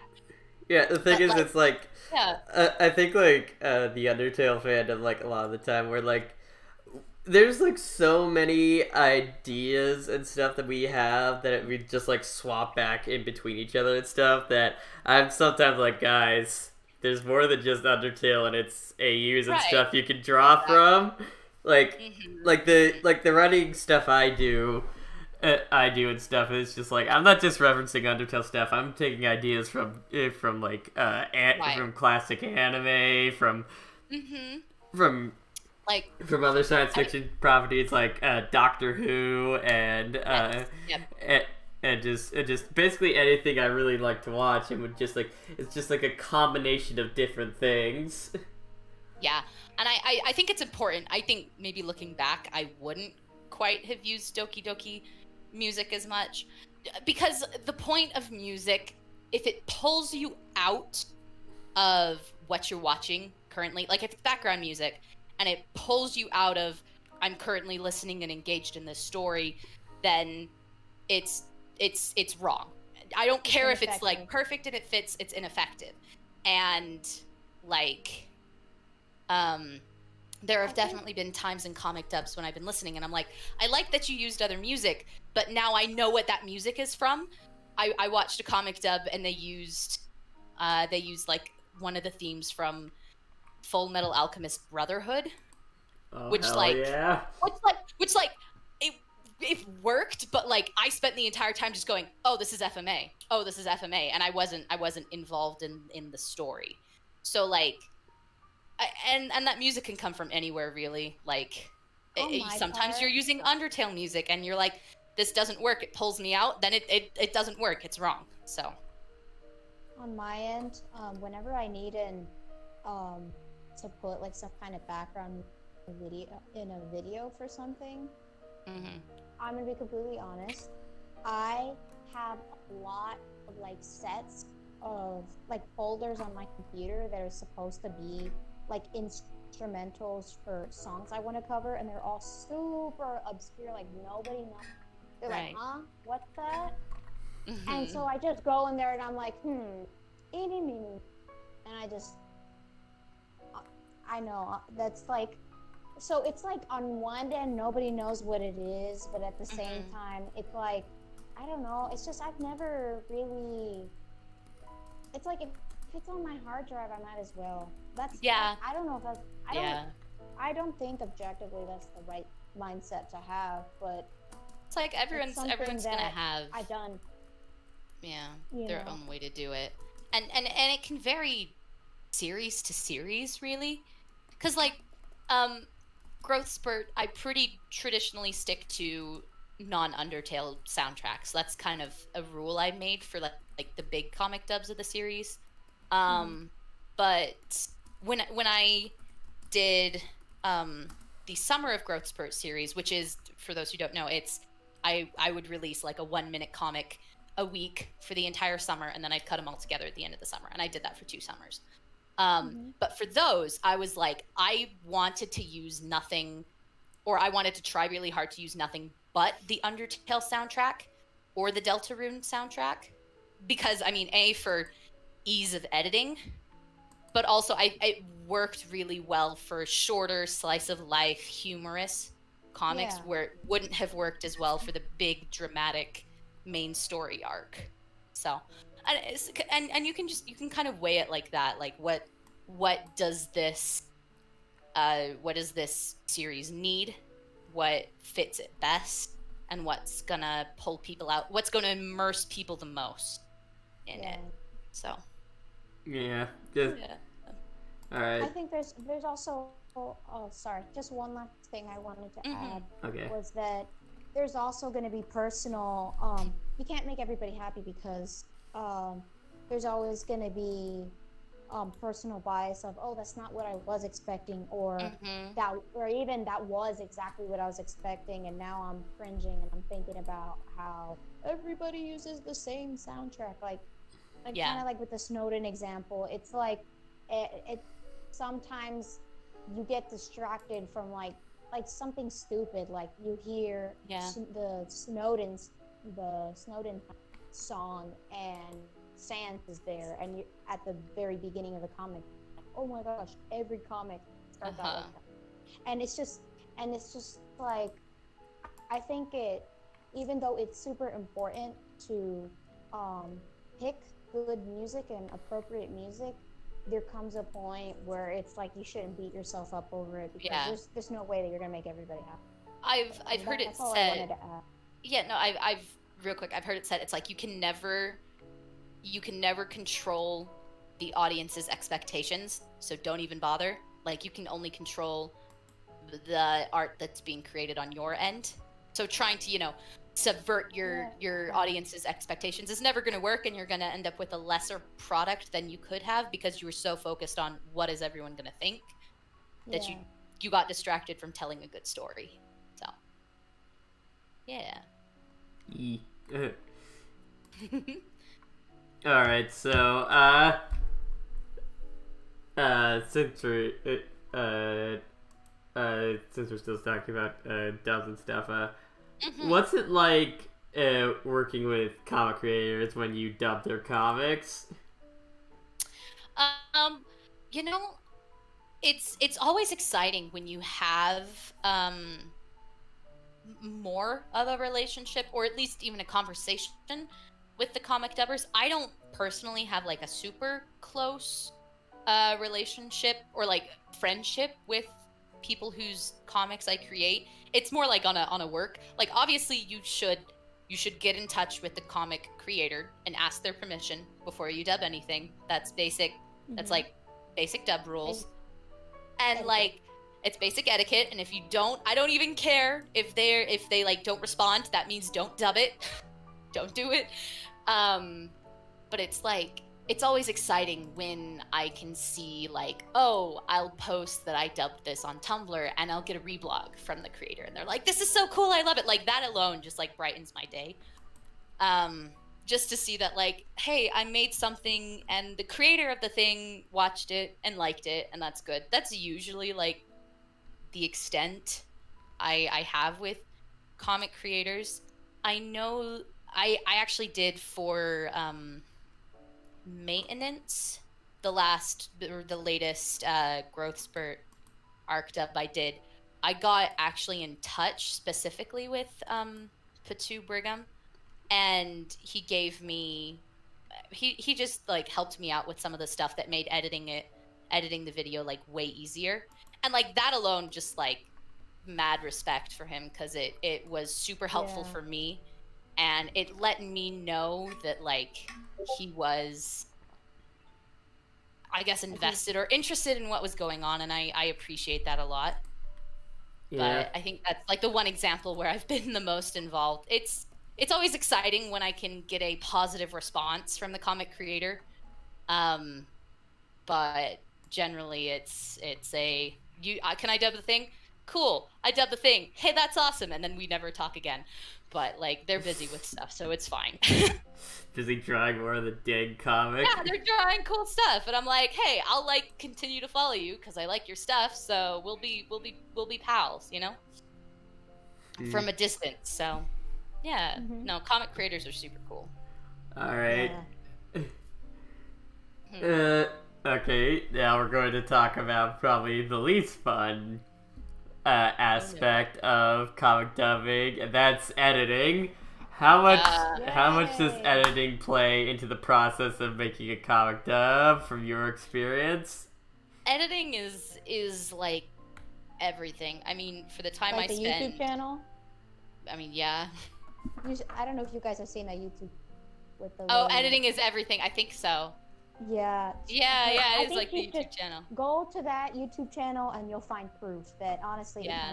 Isn't that the like does some movie but in the style of like a horror movie or something? Or yeah. I think so. Yeah, I've seen some of their videos. It's she cool makes stuff. trailers. Yeah. She plays with trailers and stuff like that and messes with it in ways that you're like, huh, this actually works. I'm shocked. Yeah. It's like editing is a huge part of making a comic dub, obviously, because otherwise you just have like an audio drama on your hand. And like editing, because you have sound editing and then you also have video editing, and like sound editing is my like is my true passion. Like more than even voice acting has become like editing sound and sound design and adding sound effects and recording sound effects is actually my like dream. That's currently what I'm a college student, and that's currently what I'm getting a degree in, is like audio. Oh, sweet. Yeah. So like it's super important, but it's also like the most fun part for me to get in and build this. It's like once I've recorded, now I can sit down and build the world around a voice or two and like add the music, add the sound effects, add your background ambiance, like, oh, here's our road noise. Video editing is a little less my favorite thing to do, just because I don't think I'm that good at it. I think I'm serviceable, but like I watch people who are amazing at editing, like Vade and all of the editors we brought on for Vade's channel are phenomenal at editing, and I'm just like, cool, I am nowhere near as good as you guys will ever be. Look what I did with the panel. I'm special. Yeah, I've definitely I picked up a couple tricks from like watching them and asking like, wait, okay, how did you do that? Can you show me how you did that? Because I want to do that. But like it takes up probably like the majority of the time. Like when I did my Summer of Growthspurt series, I sat down in one day and I recorded all of my audio. Wow. For the whole summer, for a whole summer of content. And I just like every week I just recorded, or I just edited it all together. And it took me about, for like I'm probably, I don't know. I can do about like a minute of video, like a comic dub like that. A minute of video probably takes about an hour of work. If I'm being like really intense about it. And that's from ultimate beginning. Right. So like, yeah, it's sounds about right on it. Yeah, it's a really intense process. And like, I don't know, video editors are wizards, man. They're crazy. I have a question for you on the sound part. Yes. Is it true that sound designers walk around their house with like random and grab random objects and tap it or something? This would make a good sound for this. Is that true? Or is that I do actually. I do. I'll be sitting somewhere and like something happened and I'll be like, wait, what did you just do? And my husband will be like, oh, I just like dropped a thing. I was like, that's a good sound. I should record. That was a good sound. It would be good to do that. Yeah. I honestly, I'm broken.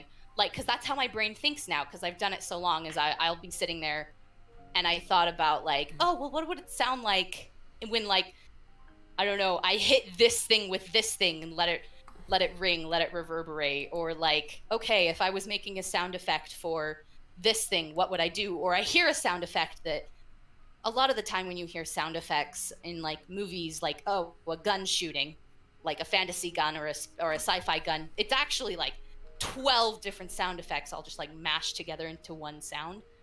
And so I have to sit there and be like, okay, so what like was that? Let's break that down. I want to see what they did. So guys, and it ends up being pew pew. Guys, guess what? Yeah, it sounds cooler than that. Zroggy's in the chat. Woo!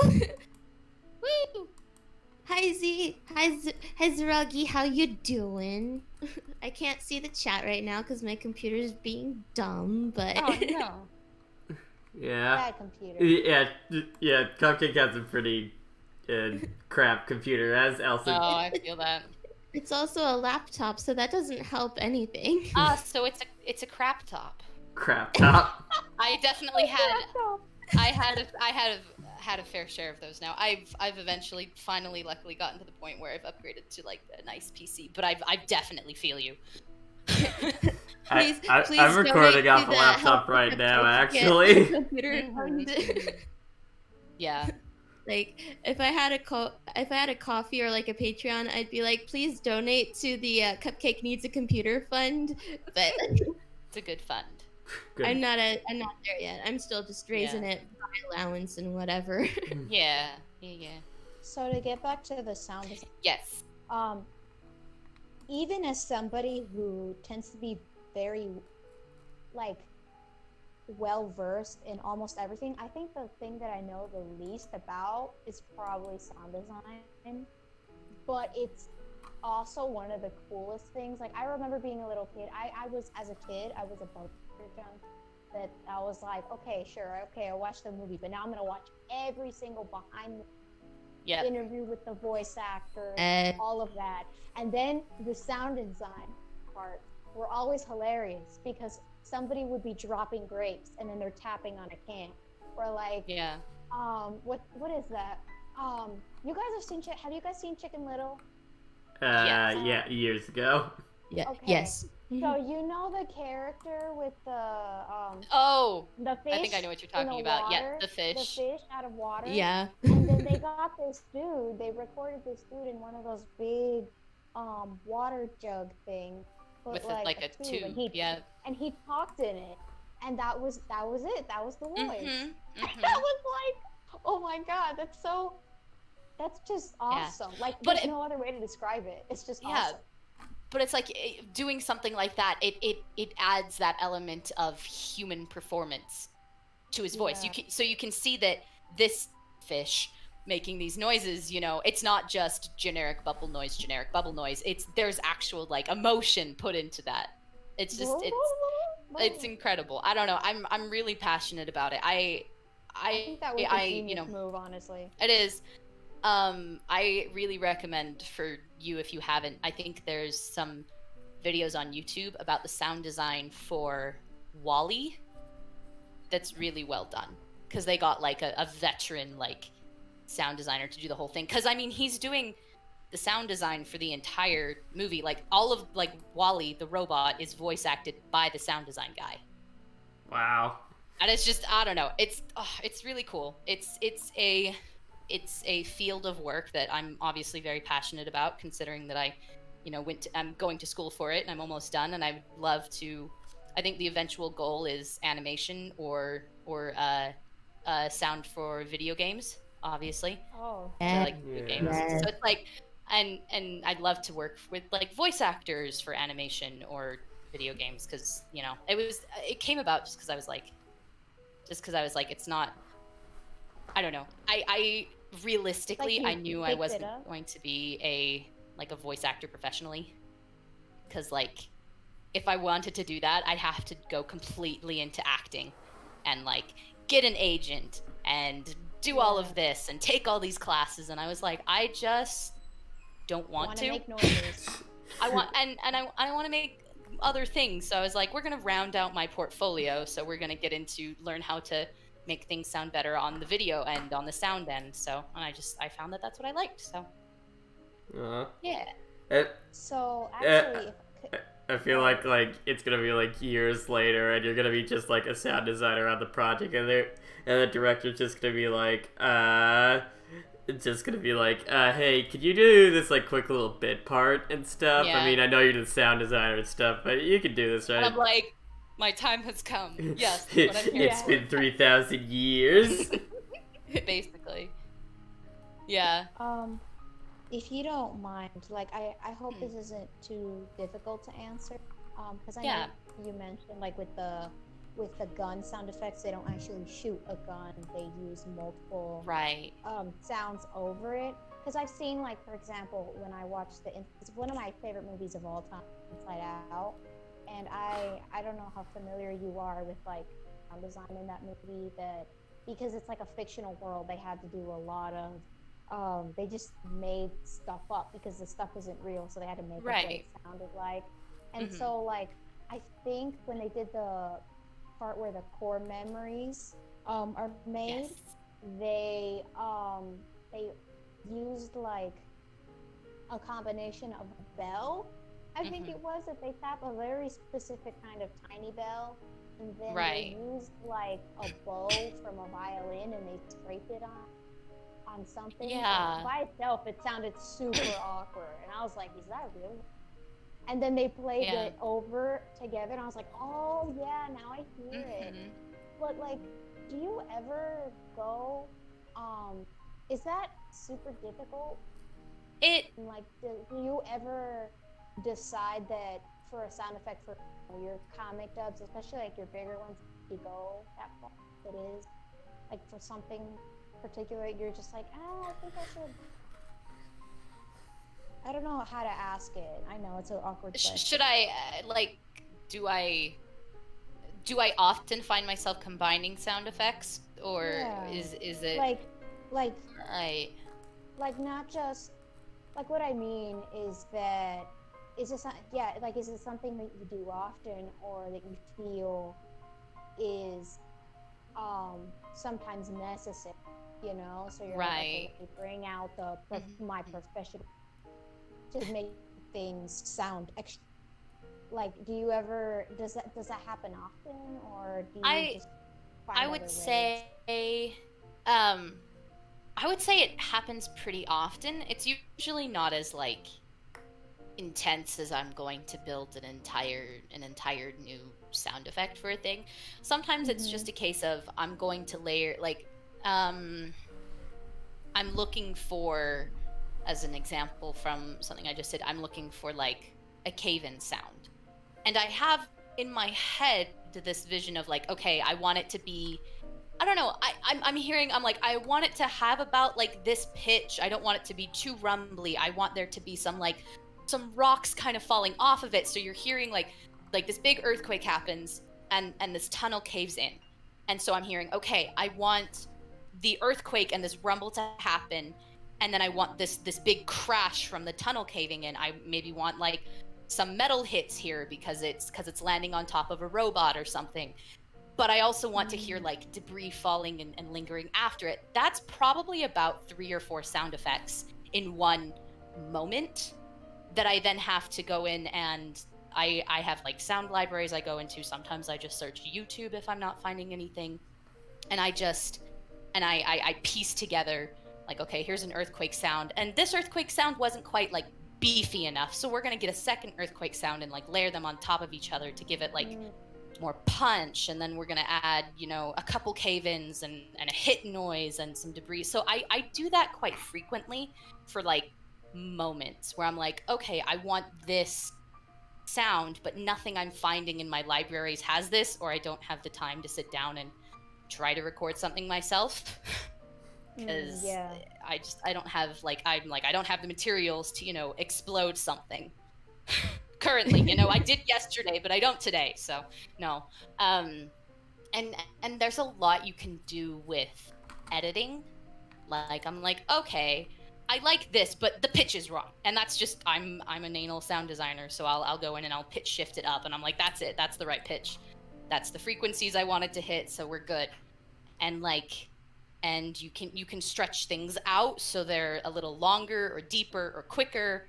Or I've definitely reversed sound effects before. I had a sound effect for, like, someone shooting liquid out of, like, a medical syringe. And I was like, but I need a sound effect for someone sucking something into a medical syringe. So I just reversed the audio and it worked great. So I was like, perfect, done. I love it. It's genius.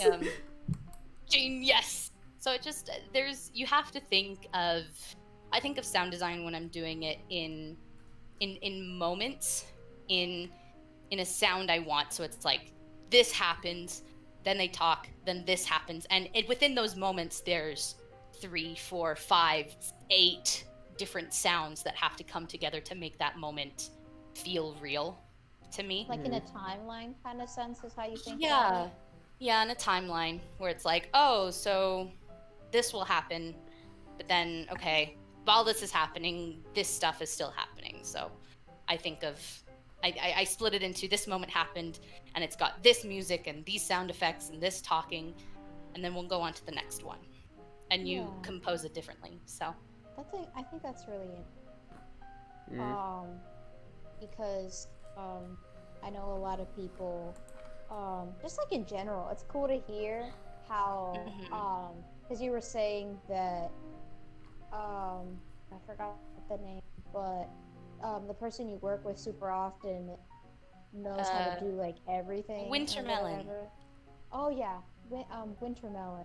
I think it's really cool that you guys have a lot of different skill sets or stuff, and so when the whole thing gets like put together, it's like ooh, it's like great. Yeah. It's nice, great. I don't know. I maybe this is just like a vague comment in general of just I like comic dubs. They make me happy. But, I've definitely it's a cool art medium. A lot of work on it. Cool. No, go for it. From the chat, Ziragi actually asked a little while ago, what editing software do you find works best, and is there any good software out there that's free for those that can't afford expensive programs? I don't know about best, because I'm not the best video editor. I use Sony Vegas. Sony Vegas is also good because it's pretty hefty on the sound, like editing as well, so I can do sound and video at the same time, which is super helpful. I've heard a lot of people like, Adobe Premiere.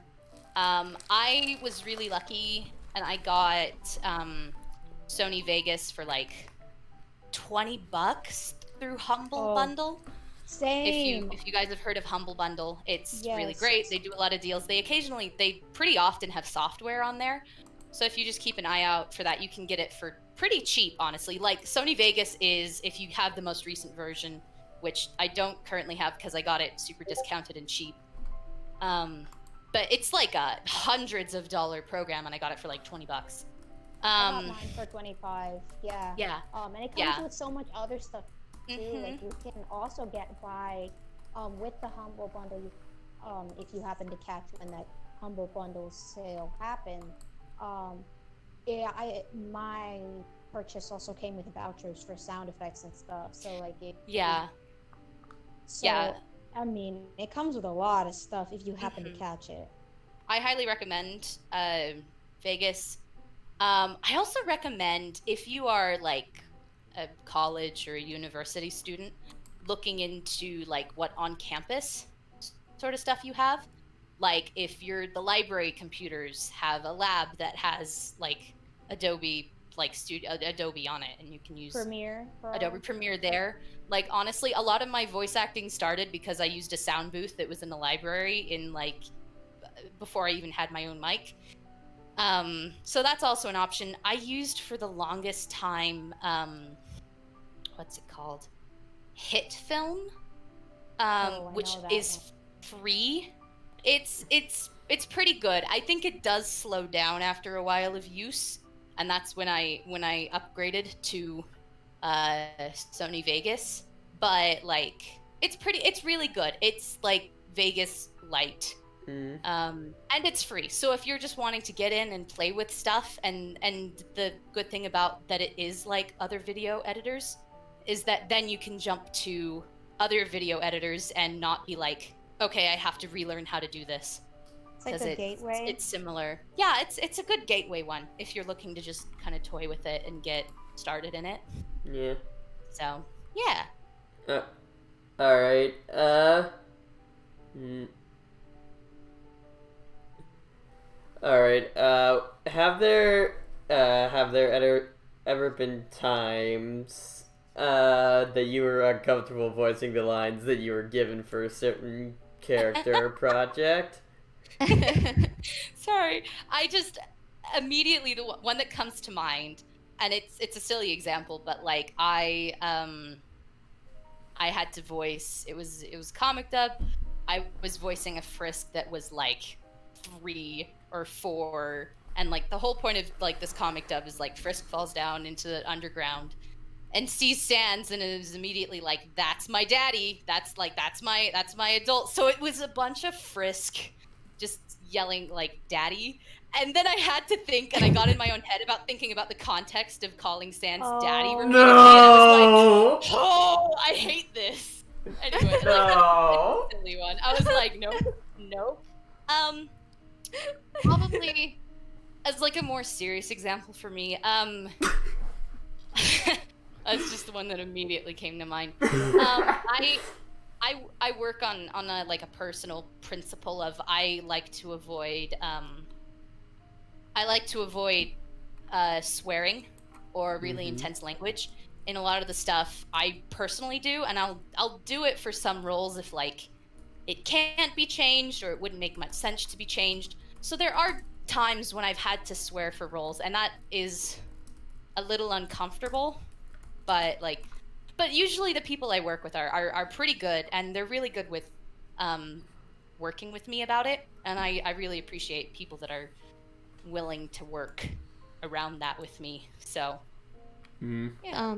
That is honestly one of the biggest fears that I've had when wanting to get into like voice acting projects and stuff, because I also have a Pasta knows this. I have a very firm, I don't know what you call it, but I don't swear like, at all. Yeah, he really doesn't. Well, I mean, same. Like I don't in my personal life. Yeah, it's a conviction. It's a personal conviction, belief. Yeah. Which exactly. Like it's definitely where I am with it. So I mean, I do swear too and stuff, but like I could, unlike other people, I could like control it pretty easily and stuff. Right. I'm not gonna lie to you guys, like, straight up. If something is that bad and like that awful, I could probably go for like an hour. I've done it. I'm not gonna turn away. I'm not gonna not acknowledge it, but I'm pretty good with like keeping my mouth closed when I'm supposed to, and all that. Much better than like the average person would be.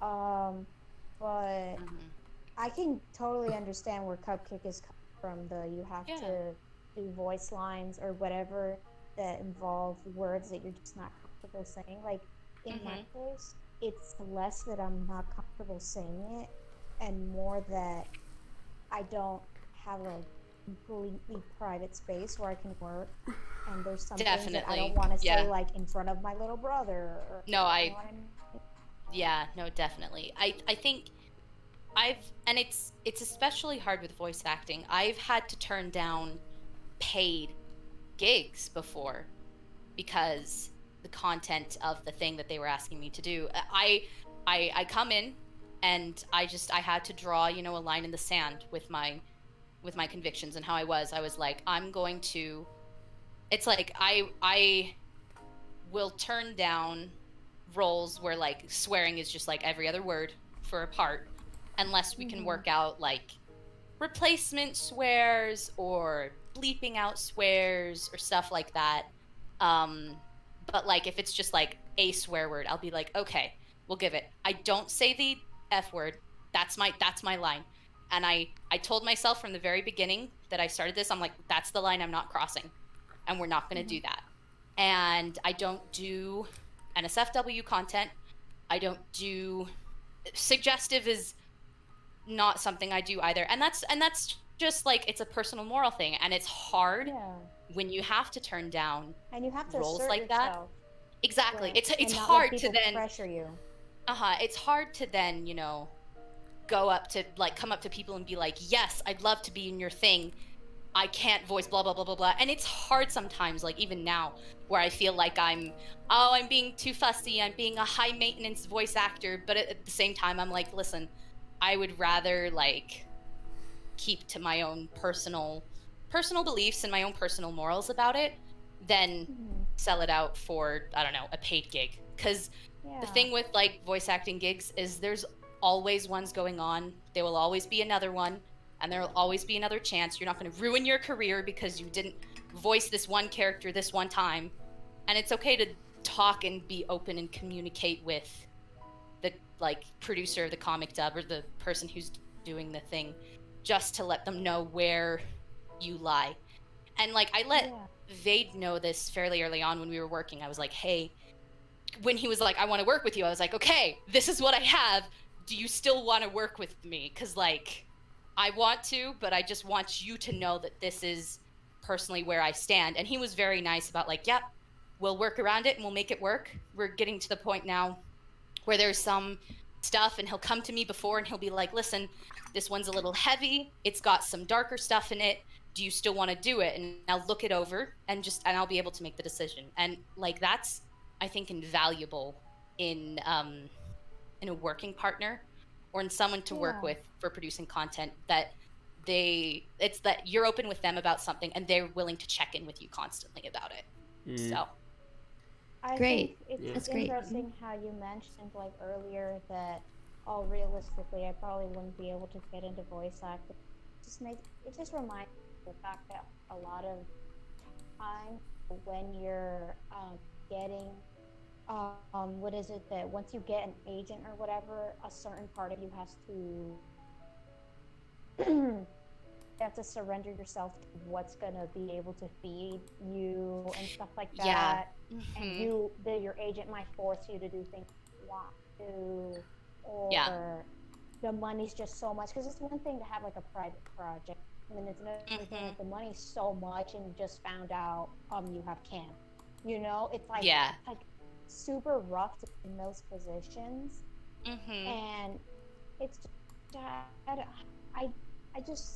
I guess what I'm saying is that I think the value in having like smaller private projects, especially in fandom, it's something that people don't really acknowledge as much as they could. Especially in things like voice acting, people tend to think, oh, you're a voice actor, so that means you're a snob. Because they think of celebrities that voice things or whatever, when that's not the case. Just like there's professional artists and concept designers and stuff like that, just professional published writers that make a living. And just like there's, you know, casual writers and casual artists, there's also casual voice actors and casual people who do anything. You know, it gives you a different kind of freedom, I guess.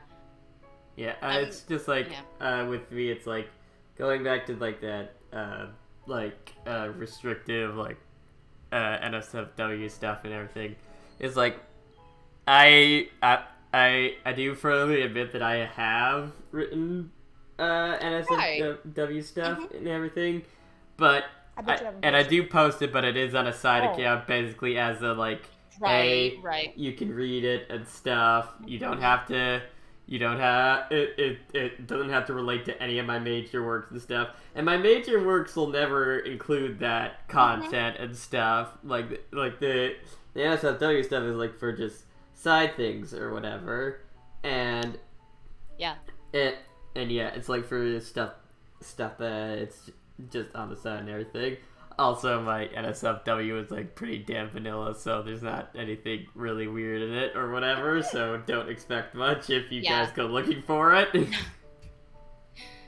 I just what I was gonna say. It's just that I guess we can all agree that boundaries are important and there needs to be defined lines. I will do this, I won't do this, I will do this only if, you know, whatever. There and I think it's important. Lines. I think it's important when you first are getting into it to, even before a situation comes up where you have to think like, oh, I'm not comfortable with that, is to make those boundaries for yourself. Is to be like, okay, where is the line I'm comfortable with? And sometimes you have to draw a really defined line. Otherwise, you'll find yourself, be like, oh, I'm okay with that. Oh, then I guess I'm okay with that. Oh, then I guess I'm okay with that. And next thing you know, you're like miles from where you started, in a sense. Yeah. But like, so it's important to make those lines pretty clear and defined, and let people know about them ahead of time. So, yeah. I definitely think that's really encouraging to hear. Yeah, somebody. It's like people that are concerned about it. There's still things to do, and people that are not willing to respect and work with you about your boundaries, and don't want to work with you because of your boundaries, they aren't worth working with anyway. If they're not going to respect your boundaries, they're not worth working with. That's just how it is. So amen. Amen. That's true. Amen. All right. Yeah. So we only have like 2 official questions left, and there's one thing I want to do after all the questions are finished and stuff that I've been wanting to. I wanted to, like, just as a personal side thing, but we'll get to that. No. We'll get to that in a second. Do you guys actually mind if I really quick take a break and go fill up my water bottle again, if that's okay? Yeah, sure. I need to go to the bathroom too. Right back. Dehydration is not allowed. TMI. Keep the urination station business private. Yes. Bathroom breaks, hydration is always important. Dehydration is not allowed on the stream. It is banned. Nope, if you're dehydrated, you are banned. Yeah. I'll be right back, guys. Just try to keep the conversation going. We'll do something. I don't know. Yeah, we'll do something. We'll figure it out, right? Okay. Yeah. Saying that, my mind has gone blank. Well, I mean, I guess the first thing I could kind of add a little bit more from what we were talking about a bit earlier with the whole. Completely forgot what it was. But oh, now I remember. I think I just got. I was thinking when she was talking about boundaries. Stuff that a lot of things that a lot of people in this fandom came into it at a relative age, like 13, 14, and a surprising all right, I'm back. Like 9 years old and such, and so they see. Yeah. Maybe they don't necessarily want to be a part of it, but they see a lot of like older, more content is around and exists, so that they have to like stir around. And then they see these people that they look up to that are voice actors, and they're like, wow, they'll say anything, won't they? I want to be a voice actor, but I don't know if I could do it. I think it's super important to let younger kids know that, especially because a lot of them maybe they're not familiar with the term boundary or super familiar with the concept, but it's important for them to understand it and know that, yes, if you get into a creative field for work or as a hobby or whatever, that you need to make boundaries for yourself, and not only that it's okay. Because there's so many, I'm just glad that she said what she did, because there's a lot of aspiring people who are on the younger side, and they succumb more easily to peer pressure, not because they're weak-willed in general, but because they're like, oh, well, they're older, so they know better, Mm. Yeah, so I do, absolutely. All right. Sorry. See, I can fill up holes and talk. I'm glad. Okay, so yeah, we only have like 2 questions left. I have water again, so we're good. Yay. Okay, Okay, which comics or other media that you haven't dubbed yet do you want to dub someday in the future? Well, I have a couple Ace Attorney comics that I found that I've just been meaning to get around to dubbing. But that's just because Ace Attorney is my new addiction, and it's fine. Same. I don't know. Honestly, I've been thinking for a while and trying to decide for a while, like, what I'm going to do next. For a while after I did Growthspurt, it was okay, I'm gonna do one shot, but now one shot is coming to a close, and I'm like, okay, now what? What now? Now I have to fill something in the void.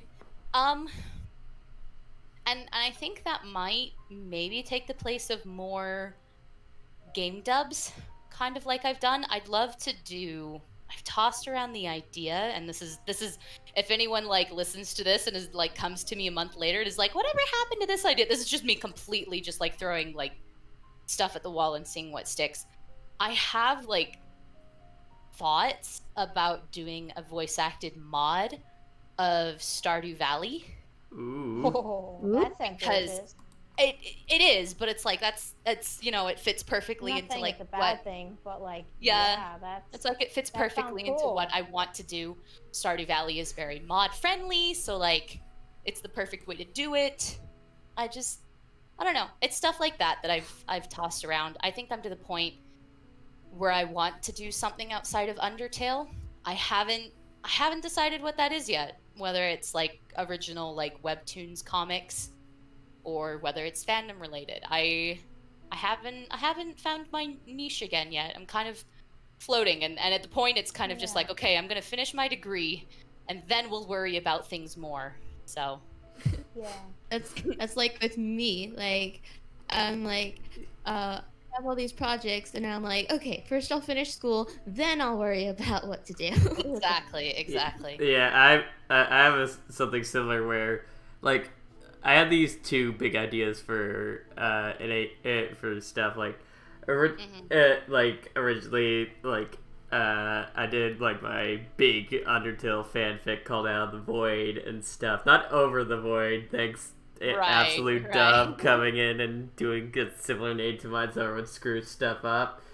I actually have like people ask, wait, are you the guy that does like, that no. does that? And I'm just like, I wish I could draw like that Disney level quality stuff.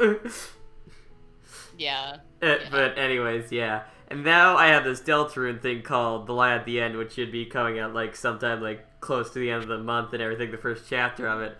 And I'm just like, okay, finish these first two big fanfics and like a couple of side stories and stuff I want to do around them and everything. Then I'll start doing original stuff. Like, I have a bunch of original story ideas that I have stored up. I have like, I have stuff for like, a love story, a simple love story, which that's the first one I'm probably going to do. It's basically about like a guy and a girl that meet over the internet, stuff like the guy's from Japan and the girl's like a fiery-haired Scots girl and stuff, and just a love story like that, a love story about like falling in love over the internet and stuff. And then I'm going to do and there's also other ideas I have. Like I have stuff for like a science fiction like mech oriented thing, like or the basic conceit of it is like imagine Indiana Jones in a mech suit and great. Yeah, okay, because the main character is the archaeologist. Show me when you're ready to start showing it to people. Gotta see that. Yeah, and also the main character is like an archaeologist and stuff because he like uncovers this like ancient technology and stuff, and he's just like, whoa, what's this and all that. It's called 5G. 5G. And also and also I have one that's like could actually be like its own video game and stuff. It's like it's basically like this basically the basic conceit, it's like RPGs set in like a bunch of like Pacific tropical islands, like stuff like American Samoa and stuff like that. And it's like deals with like the ancient gods and stuff of like the Pacific Island cultures and stuff. That one's probably gonna be like way on the back burner and stuff because I'm gonna have to do a lot of research and stuff to make sure that idea goes through.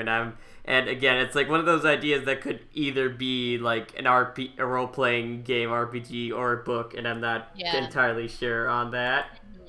Yeah, I think it's good to have a lot of ideas. Yeah. I kind of relate to that, where I have an idea that has been kind of cooking over the years on what I really wanted it to be in terms Been of like stewing it in your and mind. I finally figured out the concept, but now I'm torn because I cannot for the life of me decide a medium. Yes. I don't know if I want to do a comic. I don't know if I want to write it out. I don't know if I want to do an animation. You know, I don't know at all what it is that I want to do with it. Definitely. Hashtag mood. I really don't know. It's like when I get into a fandom I'm in, or I find something new, I always have I want to produce some content for this fandom. I want to do something for it because I'm into it. That's kind of where I'm sitting with Ace Attorney right now. Is I'm like, I need to do something Ace Attorney because I've like over the past year become like obsessed with these games, but like I haven't decided yet. I'm like, oh, do I do a song cover? Like, do I like write lyrics and do a song cover? Do I dub some of the scenes, which makes it hard because there are very few female characters, but whatever. Or do I find a comic to dub? Or do I do an audio drama? Or do I do like?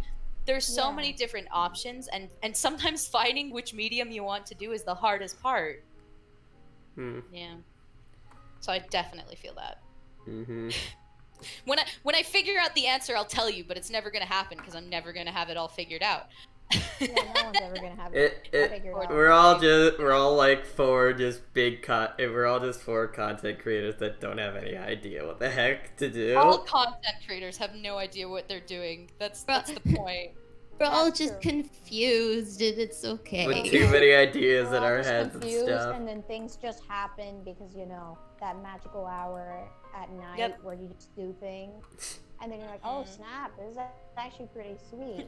Cool. Where did that come from? Okay. Yeah. and then you put it online. Wow, you're so talented. You're like, yeah, sure I am. 2 a.m. I totally didn't, you know, not sleep for 2 days, maybe. Yeah. Oh, it's such a mood. Yeah. Yeah.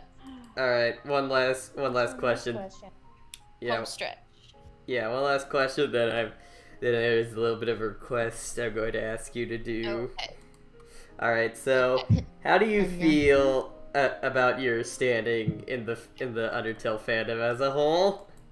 I don't know. I honestly feel like I'm not as like tightly knit into the Undertale fandom as I was potentially in the past, because there's so many people out there that are invested in creating AUs and making comics and writing new stuff, and I kind of as a voice actor, I kind of just like skim off the top and like take what floats to the top and be like, oh, this is cool, and just present it in a new way. Because like someone's already made the comic, someone's already written the story.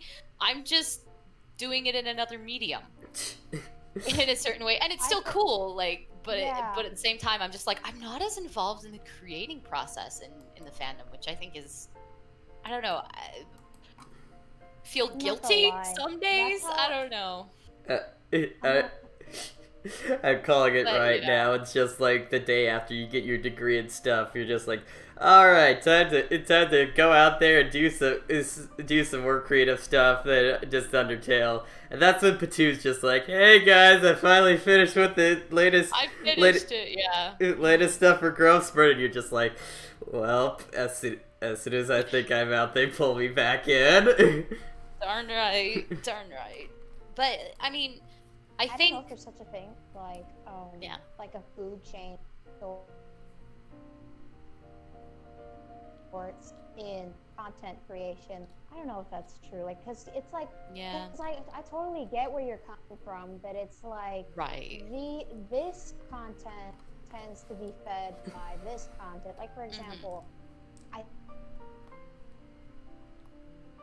think fanfics probably breed animation, and animations probably breed art, you know, stuff like that. It's like fanfic and fan art feed each other. I've definitely seen it before. Oh yeah, I've seen where a it's lot like, of that. cool, I wrote this fic because I was inspired by your art. Hey, so I read your fic and I drew this art. Oh my gosh, I wrote a fic, and it's just like, it's a never-ending cycle. And I think it's awesome. It's super cool. I do think there's a lot of feeding around like that, which is interesting, but I mean, I get what you're saying, that like to a certain, it's like there's like a mixed feeling. So you don't create, you don't, at least voice actor, or what is it?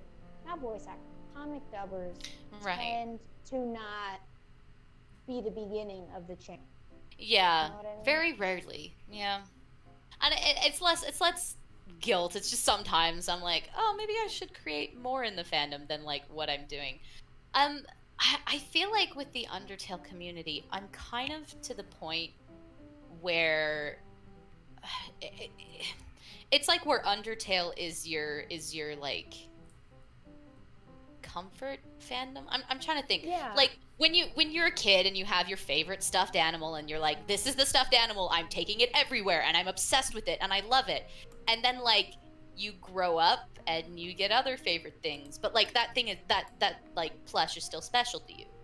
And like you hang on to it for years because like that was your first thing and you hold on to it forever.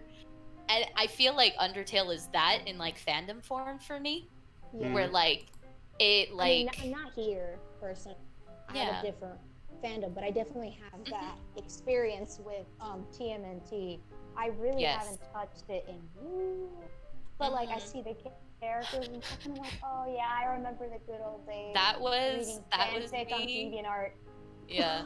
It's like, that's me with like, I don't know, and you'll have a lot of different fandoms like that. Like, heck, like baby me was way into warrior cats, and then I was obsessed with Harry Potter, and like Harry Potter is still another one of my like comfort fandoms. And I had this like bout in high school that I was like super into Doctor Who, and then it was Undertale. And it's just like every single one of those, like, I don't know, it's cheesy, but it's like it shapes me into who I am. In a sense. I feel like a lot of fandoms, I'm sorry for... No, go for it. A lot of fandoms, it's like they end up kind of defining a period of your life that like you think of that fandom, but you don't just think definitely how it felt to be there, but you also are like, oh yeah, when I was in middle school. Yes. Yeah. So whenever I think of Doctor Who now, it's high school. Like I stopped watching it after a while, and you know there's still more coming out, and I'm like, oh, I should watch it, but it feels so middle school to me that there's part of me that like can't quite go back to it yet, because I'm like, I'm a different person than I was when I was watching the show before. It's not the same. But like, I don't dreamily think of Matt Smith coming into my life and whisking me away in a magic box. Oh, well, not anymore, but I absolutely did in high school. It's fine. Can you take me away from these bullies and stuff? Maybe Sonic them away? I don't know. But it's like, I think especially with Undertale, it has a much more lasting effect because it is through Undertale that I got into voice acting, which then, you know, led me into my, like, degree, which is going to lead me into my career. So like it's super important for me that it's also through Undertale projects and Undertale related projects and comic dubs that I've met a lot of people that I'm working with now who are now like really good online friends of mine, and we're creating other stuff and we talk about other stuff like outside of what we're working on. So Undertale is very special to me in that way. It's not a fandom that I as much actively participate in anymore, but it's something that, I mean, especially this year as we're coming up on, like, Undertale is turning 5 in September. Oh it's my 5 years old. I Which, like, crazy. It's like, oh, my little baby can go up to, like, preschool now. Adorable. But, like... Oh, man, we're gonna have to do something special for the 5th anniversary. I just realized that. I was gonna put a panel together at my local con. Like, I was hoping to do something like that, like, a 5-year, like, Undertale retrospective and get some Undertale content creators who, like, have come to, like, my local con. But then, you know, it's been canceled because love COVID. I'm not surprised, but I am disappointed. The plague's about. The plague is about, so, you know, bring out your dead. But I don't know, like, especially as Undertale is turning 5 years old, I get to look back and be like, okay, like, it's not my current fandom anymore. It's not what I'm, like, super into, but it's like, I'm definitely feeling the effects of when I was, like, intensely and really wrapped up in it. And again, it's made me who I am today. It's put me on the path I'm on, and it's given me these big things that I care about, like my voice acting career, my YouTube channel, my friends, you know, stuff like that. So that's great. I can relate quite a bit. Like when I mentioned TMNT earlier,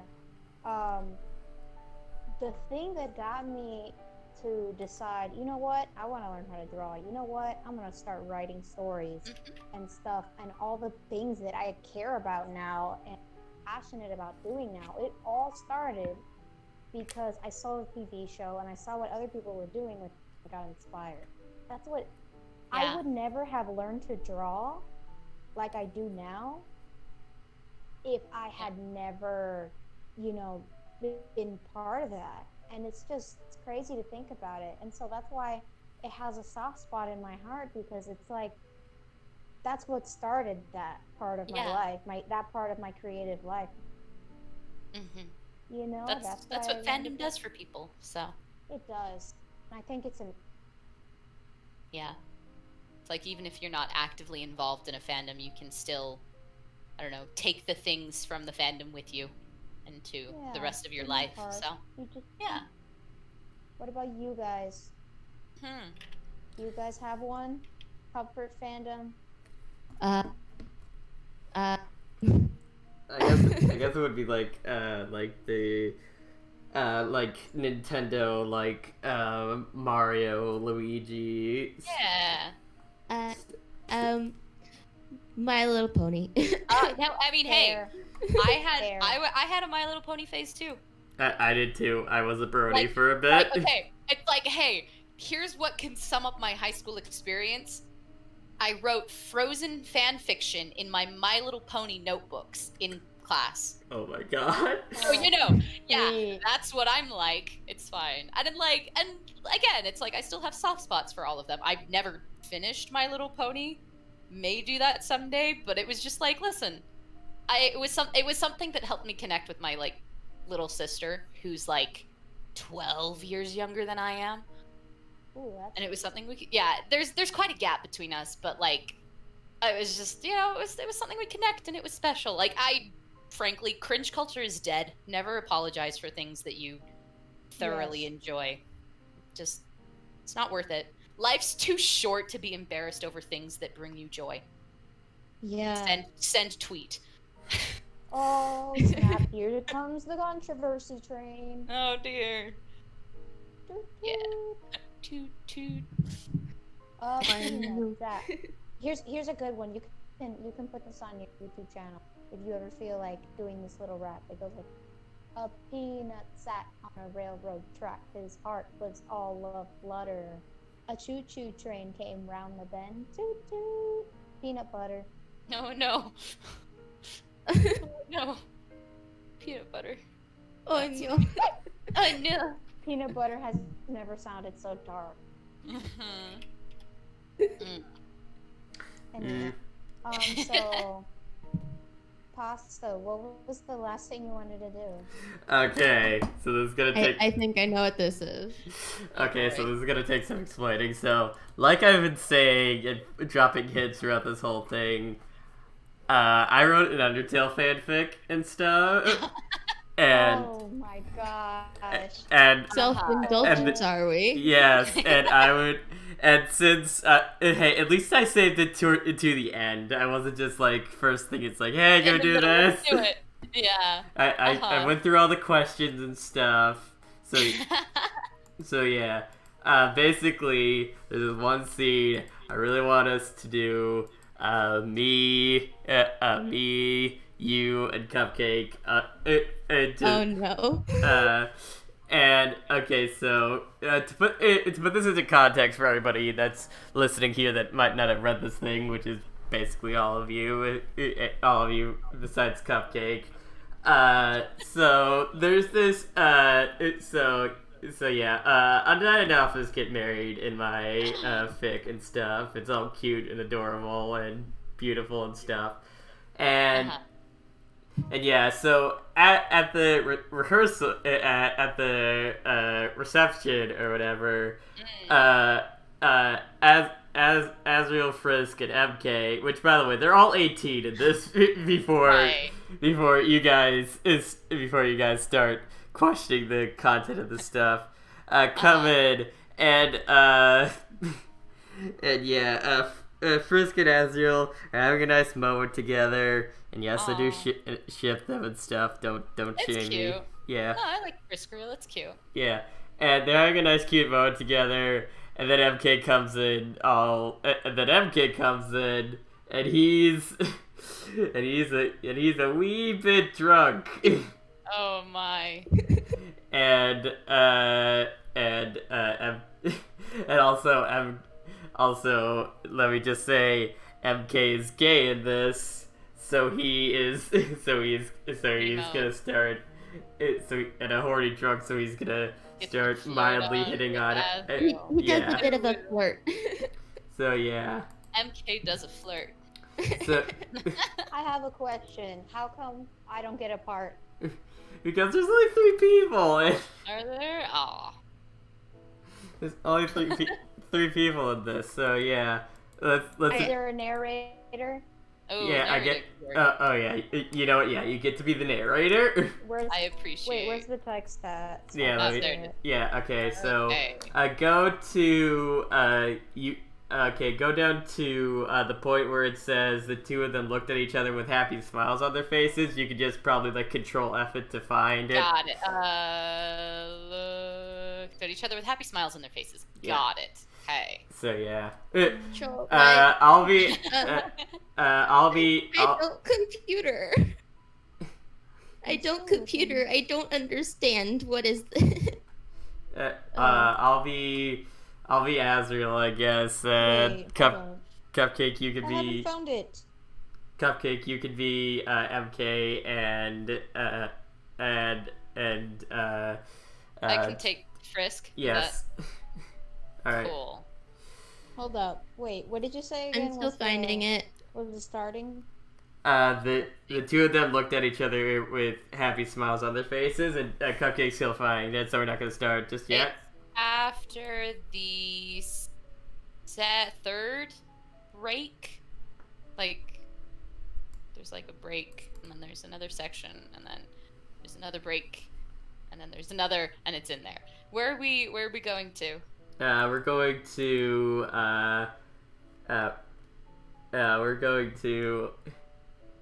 What do you think? we're going to she walked away from the table. Yeah. Okay, like the end of that scene. Yeah. I just what glanced. Wait, after the third. What was the thing? What was the phrase we were looking for? I already forgot. They looked at each other. Yeah, the two of them looked at each other with happy smiles on their faces. This is there. Okay, I found it. difficult on my phone. Oh no. Oof. Hold up. Is there control? Oh, find in page. Yes. Yes. Yep. Yeah. Oh yeah, this part. Yeah, you've done this before. Oh, I found it. Yeah, we did this in a private chat before, and that's how he found out about my MK voice. Let's hope my microphone actually holds out this time. That would be nice. Yeah. I believe. All right. So when should I start? Yeah. Okay. Go for it. Yeah, okay, go. The two of them looked at each other with happy Azrael and Frisk then leaned closer. They were about to kiss him. Suddenly, Azrael and Frisk were interrupted, certainly. Who's drunk? MK loudly proclaimed. Azrael let out I don't know. Beleaguered. That's a good word. Beleaguered sigh. I guess MK. He answered, annoyed. Monster Kid then bashfully sat down next to Azrael, with him practically throwing himself in the air. Guess who's right? MK happily replied. Oh, sorry. MK happily replied. Azrael grimaced as he smelled the powerful aroma of alcohol on MK's lips. You know you're 18, right? You shouldn't be drinking. Azrael told him, slightly angry. Already got me some slack. MK said, with his speech slightly slurred. It's still bad for you, MK. Frisk told him, slightly concerned. You're gonna wake up tomorrow with one hell of a hangover from the looks of it. Absolutely fine, Frisky. I know my limit, and my limit is really darn high. He said while finishing his sentence with a hiccup. Please don't call me that. Frisk said. Hey, it's a great darn name for someone that's as much of a flirt as you. MK countered back. But I can't argue with your methods. I mean, it got you this big boy right here.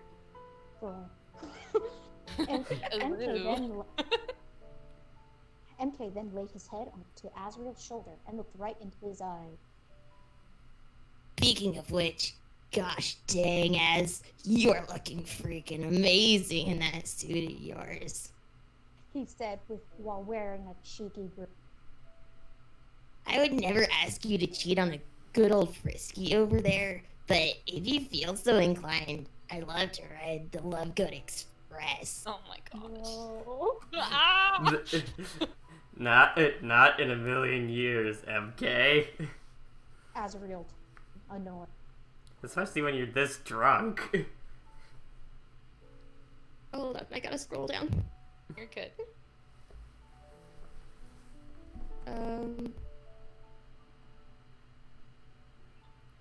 Darn, that's a real shame, because I'd make you feel so darn good. Wink. Wonk. MK said with a wink. Why don't I show you with a little kiss? MK then leaned over to Azrael with his lips puckered. Azrael quickly leaned back, not wanting to kiss a very, and by all accounts, very horny MK. Get the hell away from me! Azrael shouted. Come on, I'm sure Frisk will be fine with it. Girls find it hot when guys make out, right? MK said, trying to convince. I'm still not going to do it with you, you damn sicko! Azrael angrily exclaimed. Oh, sorry. That's me. No, you're good. While Azrael and MK continued to argue about MK making him, Frisk rolled her eyes. Her eyes then got drawn to sitting at a table. A short skeleton who was all alone with a bottle of ketchup. Hang on, guys. I'll be back in a second. Told the two of them as she got up. Frisk, do not leave me with him! Azrael exclaimed while holding MK's head back. Come on, Az. It'll only be a quick peck on the lips. MK said with a hiccup. MK, please get off Azrael. He clearly doesn't want to kiss you. Frisk told him. MK sighed and then pulled away from him. Right, but you don't know what you're missing, Az. He said, admitted. Not much, I'd imagine. Azrael said, rolling his eyes. Good. If that's settled, I need to go talk with someone. Frisk explained. Oh, gee. That was That was awesome. There's a whole bunch of other moments and stuff like that in my thing. Your voice is very good, Cupcake. I liked it a lot. Not gonna lie. Thank you. Cupcake, your MK, like the drunk so MK, cool. sounds like he has a white van. And it's especially in this context. I guess my adult Asriel voice is alright, I guess. Yeah, no, it's good. Oh, you guys are great. Yeah. So I think that's gonna be it. Your narrator voice was amazing. Your microphone on the end. I don't know if it was on my end, but I kept not hearing. It kept cutting out a bit, but yeah, hopefully that doesn't affect people's enjoyment of that section too much. Anyways, I think we're gonna finally wrap up. So, thank you all for being here with me today, especially you, Cellochicita, or son of a. I had 2 hours. I had like 3. Cello. It's Cellochicita. Cellochicita. Like the banana. Yeah, like the banana. Yeah. So yeah, thank you for coming on. It was a great time. Oh, thanks for having me. I had fun. Yeah. Yay. I think we all had fun. Yes. Yeah. I mean, it wouldn't have been talking for 3 hours if we didn't. But yeah. Oof. Yeah. So yeah. As for the Determined Podcast next episode, not really sure because this was very spur of the moment, so I didn't really have any plans after this. So, yeah, hopefully we'll get another popular creator on. Could be another just 3-person act as we did last time. You'll just have to wait and see. Make sure to keep a lookout for announcements and stuff. So, yeah. And I hope all of you have a good night. Take care. And remember, stay determined. Stay determined. Stay determined. Stay determined. Stay determined. And